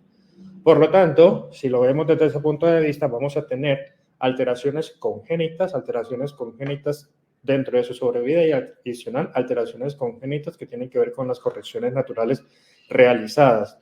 Entonces, dentro de las alteraciones congénitas, vamos a tener alteraciones congénitas a nivel de los canales, por ejemplo, el canal NKX2 o el SN5A, que están en relación, por ejemplo, con el síndrome de Brugada, pero también tenemos alteraciones, por ejemplo, que a pesar que son transitorias, pueden perpetuarse en el neonato. Ejemplo, el lupus eritematoso a nivel de los anticuerpos generados pueden producir bloqueo AB en el neonato. Y todo esto para decir que no solamente las alteraciones dadas por la corrección pueden producir arritmias, sino también por las condiciones naturales a la cual se puede ver sometido un corazón. Ejemplo, en la etapa de formación del tubo cardíaco, podemos tener un tubo recto que finalmente, por el efecto de la falta de crecimiento del pericardio, hace que el asa en S se pliegue y por lo tanto se pliegue hacia la derecha. Sin embargo, en algunas ocasiones puede haber plegamiento hacia el lado izquierdo, y este plegamiento hacia el lado izquierdo genera que se puedan invertir los ventrículos. Por lo tanto, el ventrículo derecho va a estar ubicado a la izquierda y el ventrículo izquierdo va a estar ubicado a la derecha. Esto hace que se generen alteraciones a nivel de la conducción. ¿Y qué tipo de alteraciones? Estos pacientes pueden tener ausencia del nodo AB, pero también pueden tener 2 nodos AB asociados a una doble fisiología nodal, lo que favorecería, en este caso, los fenómenos de reentrada de nodo a nodo. Pero también podemos tener alteraciones a nivel de la conducción de las de His, y por ende, ese tipo de pacientes generan bloqueos a lo largo del tiempo. Si lo vemos desde ese punto, también podemos determinar que las aurículas tienen alteraciones específicas desde el punto de vista de la formación embriológica, al ser la aurícula en realidad un complejo auricular formado por una parte lisa en la porción posterior, que son las porción dependiente del seno venoso, pero también tenemos una parte rugosa que viene en la porción anterior y depende de la aurícula primitiva. En la unión de la porción lisa con la porción rugosa vamos a tener una zona de disociación anisotrópica que se denomina la crista terminalis.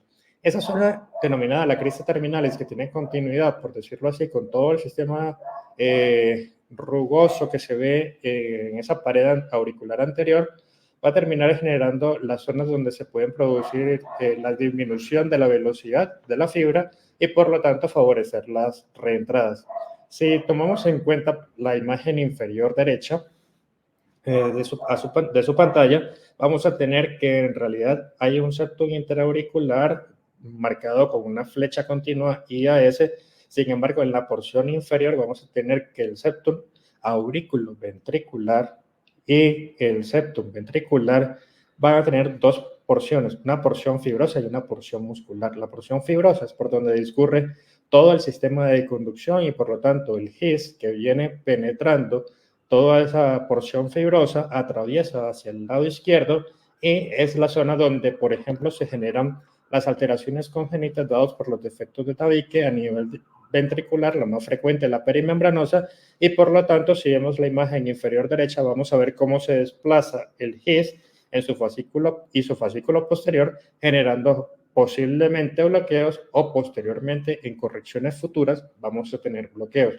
Desde ese punto de vista también podemos tener a nivel del septum interauricular alteraciones como la CIA tipo ostium primum que van a generar alteraciones también con el desplazamiento del nodo un poco más posterior e inferior, generando alteraciones incluso en el eje eléctrico del corazón.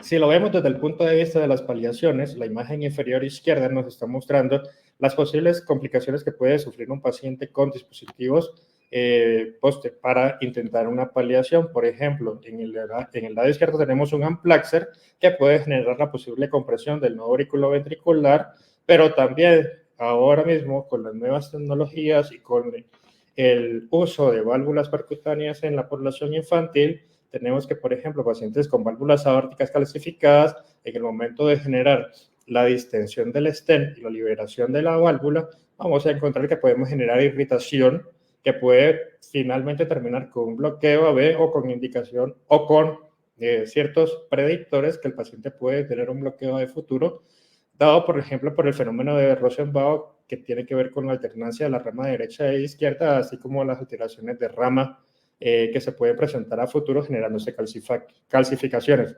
Si vemos en la imagen documentada en el círculo inferior izquierdo, vamos a encontrar que el sistema de conducción pasa entre la valva no coronariana y la coronariana derecha.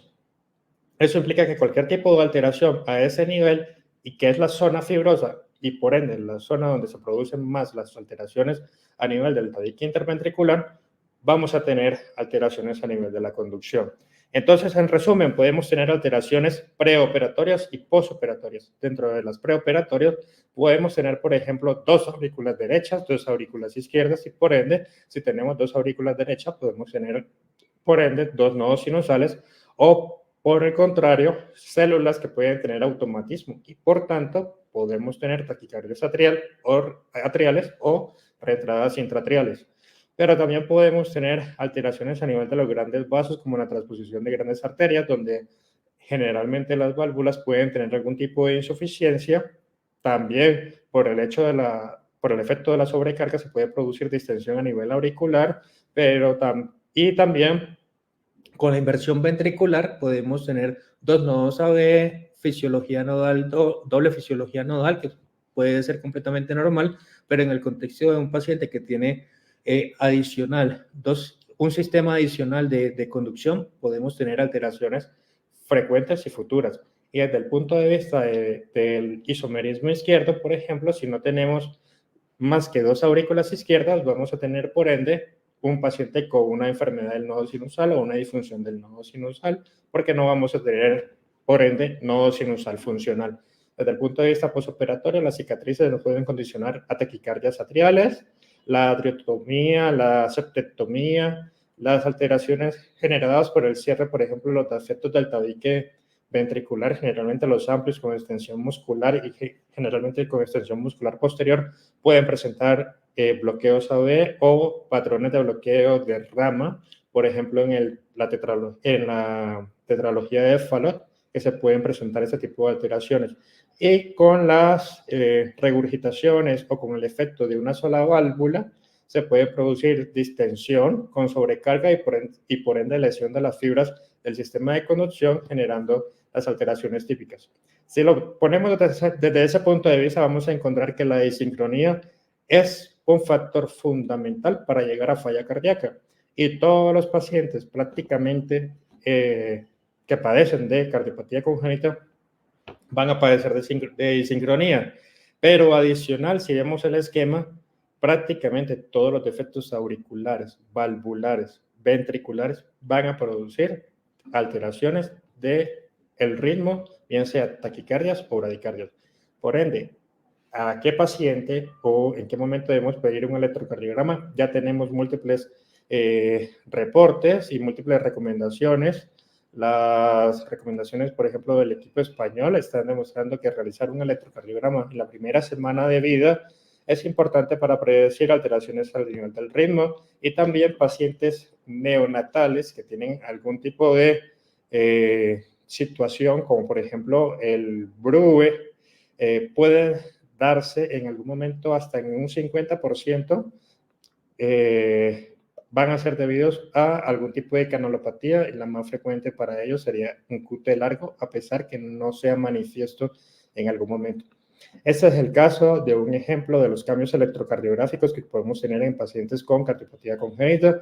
Vemos un electro aparentemente normal, sin embargo, vemos signos sutiles de cambios de sobrecarga de volumen a nivel del ventrículo derecho, una onda P que, si bien es cierto, no se ve completamente picuda en D1, D2, en D2 en la porción inferior, perdón, D1, D3 no se ve muy bien, sin embargo en D2 se ve un poco más picudo, lo cual está diciendo que tenemos una sobrecarga de expensas de cavidades derechas. Este paciente llegó al hospital y realiza un electrocardiograma.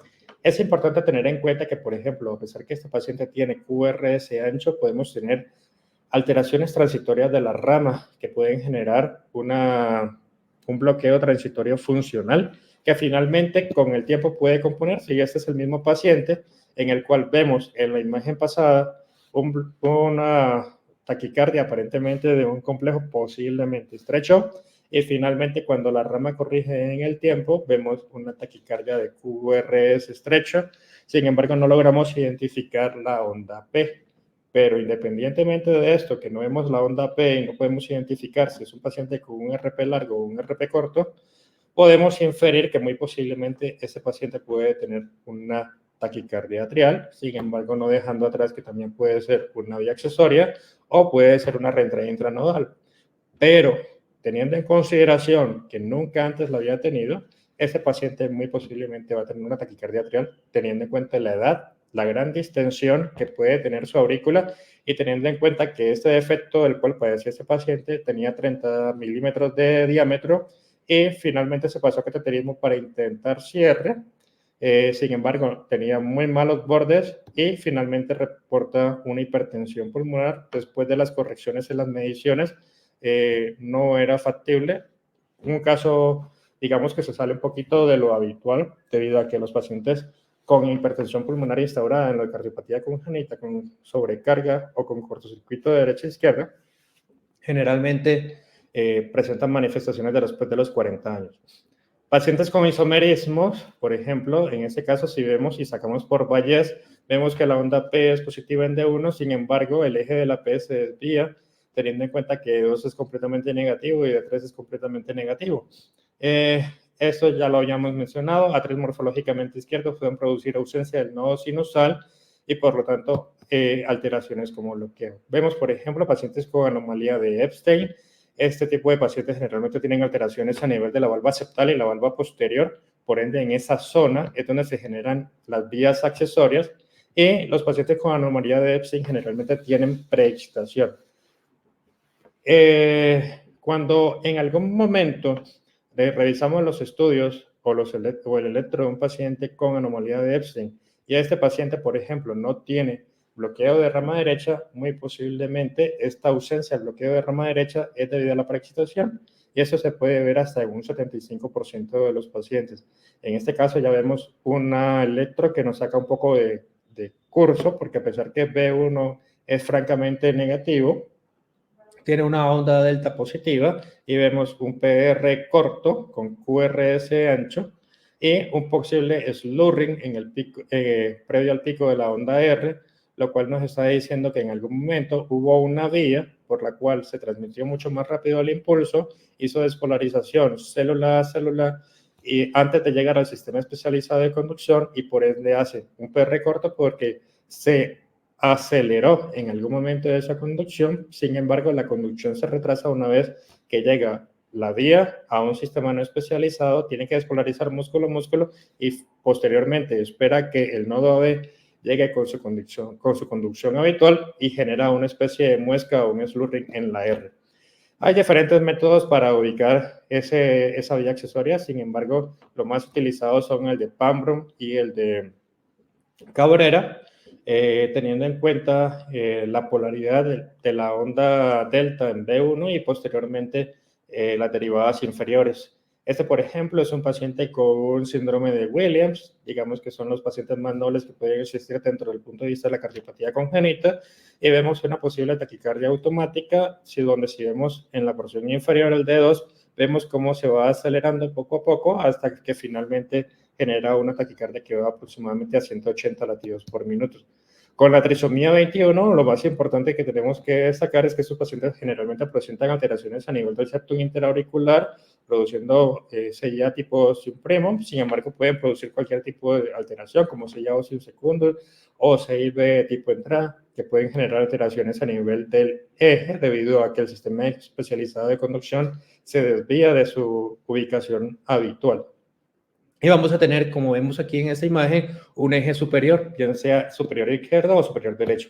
También tenemos, por ejemplo, algoritmos para determinar en algún momento el origen de una posible taquicardia atrial. Sin embargo, tenemos o debemos tener en cuenta que al tener cicatrices a nivel del músculo cardíaco, podemos tener alteraciones que vayan a que estos algoritmos no sean tan sensibles y tan específicos. ¿Cuáles son nuestros nuevos retos? Bueno, a medida que aumenta la sobrevida, vamos a tener que los cables, por ejemplo, de pacientes con marcapaso o que requieran marcapaso en algún momento por bloqueo AB, van a tener en algún momento mucha más adherencia.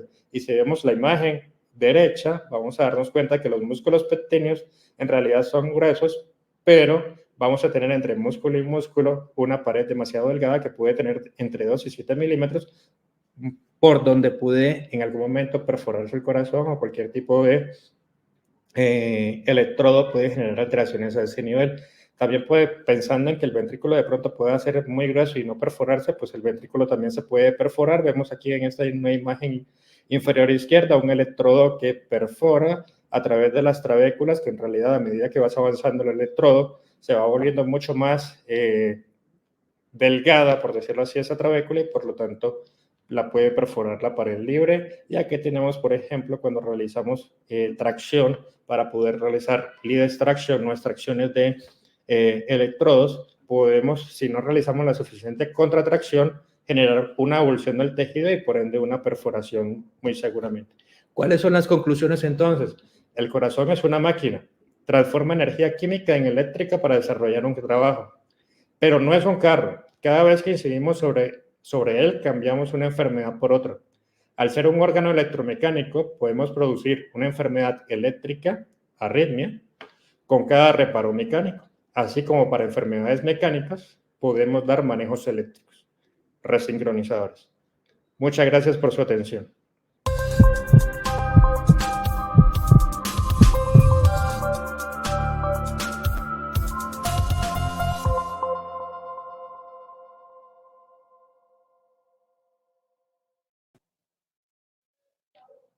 Hola, buenas tardes. Muchas gracias a todo el comité organizador de CardioLili 2023, al doctor Luis Fernando Pava por la invitación para hablar de un tema muy interesante que hoy en día estamos en boga en la electrofisiología mundial, y es la estimulación cardíaca sin electrodos.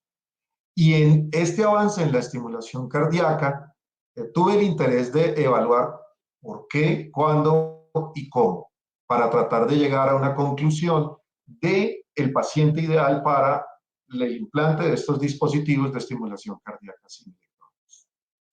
Vamos a empezar entonces por el por qué. Y cuando analizamos esto, debemos tener en cuenta los componentes del sistema que tiene un marcapaso. Debe existir un generador de pulsos implantable en donde está no solo la batería, sino también los circuitos y los conectores. Este generador de pulso normalmente va en un bolsillo subcutáneo o submuscular que va localizado en la región infraclavicular derecha o izquierda en los dispositivos endovenosos o en la región abdominal en los dispositivos epicárdicos. Y este generador debe ir conectado a un electrodo que, en el caso de los endovenosos, a través de la circulación venosa llega a la cavidad de interés, en este caso de la foto en el ventrículo derecho, pero puede ser en la aurícula derecha o a través del seno coronario en la circulación del ventrículo izquierdo, o en el caso de los marcapasos epicárdicos va directamente colocado en el epicardio, generalmente del ventrículo derecho, ocasionalmente del ventrículo izquierdo o del lado. ¿Qué son entonces los marcapasos sin electrodos? Los marcapasos sin electrodos o LEDs son una alternativa emergente a estos dispositivos cardíacos implantables, generalmente transvenosos. Y están diseñados para reducir las complicaciones relacionadas no solo con los electrodos transvenosos, sino también con los bolsillos subcutáneos. Y ha sido una serie de desarrollo importante que han tenido las más importantes casas de marcapasos, en donde han logrado reducir no solo como dijimos, la batería, sino también los circuitos de estimulación y también el cátodo de estimulación que va directamente en contacto con el endocardio, hasta dispositivos que pueden ser del tamaño de una pastilla grande. ¿Y qué es lo que sucede? Mire, cuando nosotros colocamos un marcapaso convencional, vamos a tener problemas que pueden estar ubicados en el bolsillo, como dolor crónico, la formación de un hematoma, el riesgo de infección por ser o requerir una herida cutánea, o lesiones por compresión crónica, que se llaman los decubitus. Se han descrito hasta el 8% de los casos en los 5 años, pero cuando nosotros analizamos los cables, podemos tener hasta el 11% de complicaciones en los siguientes 8 años, complicaciones que van desde el orden del implante directo, como el neumotórax, alteraciones de la válvula tricúspide, hasta ya crónicas, como el desalojo, la endocarditis, las alteraciones del cable por ruptura del aislante o la fractura del conductor, o ya crónicamente obstrucción venosa o trombosis venosa. Entonces, lo que nosotros podemos tener es diferentes tipos de problemas, tanto en el bolsillo que va a ir subcutáneo,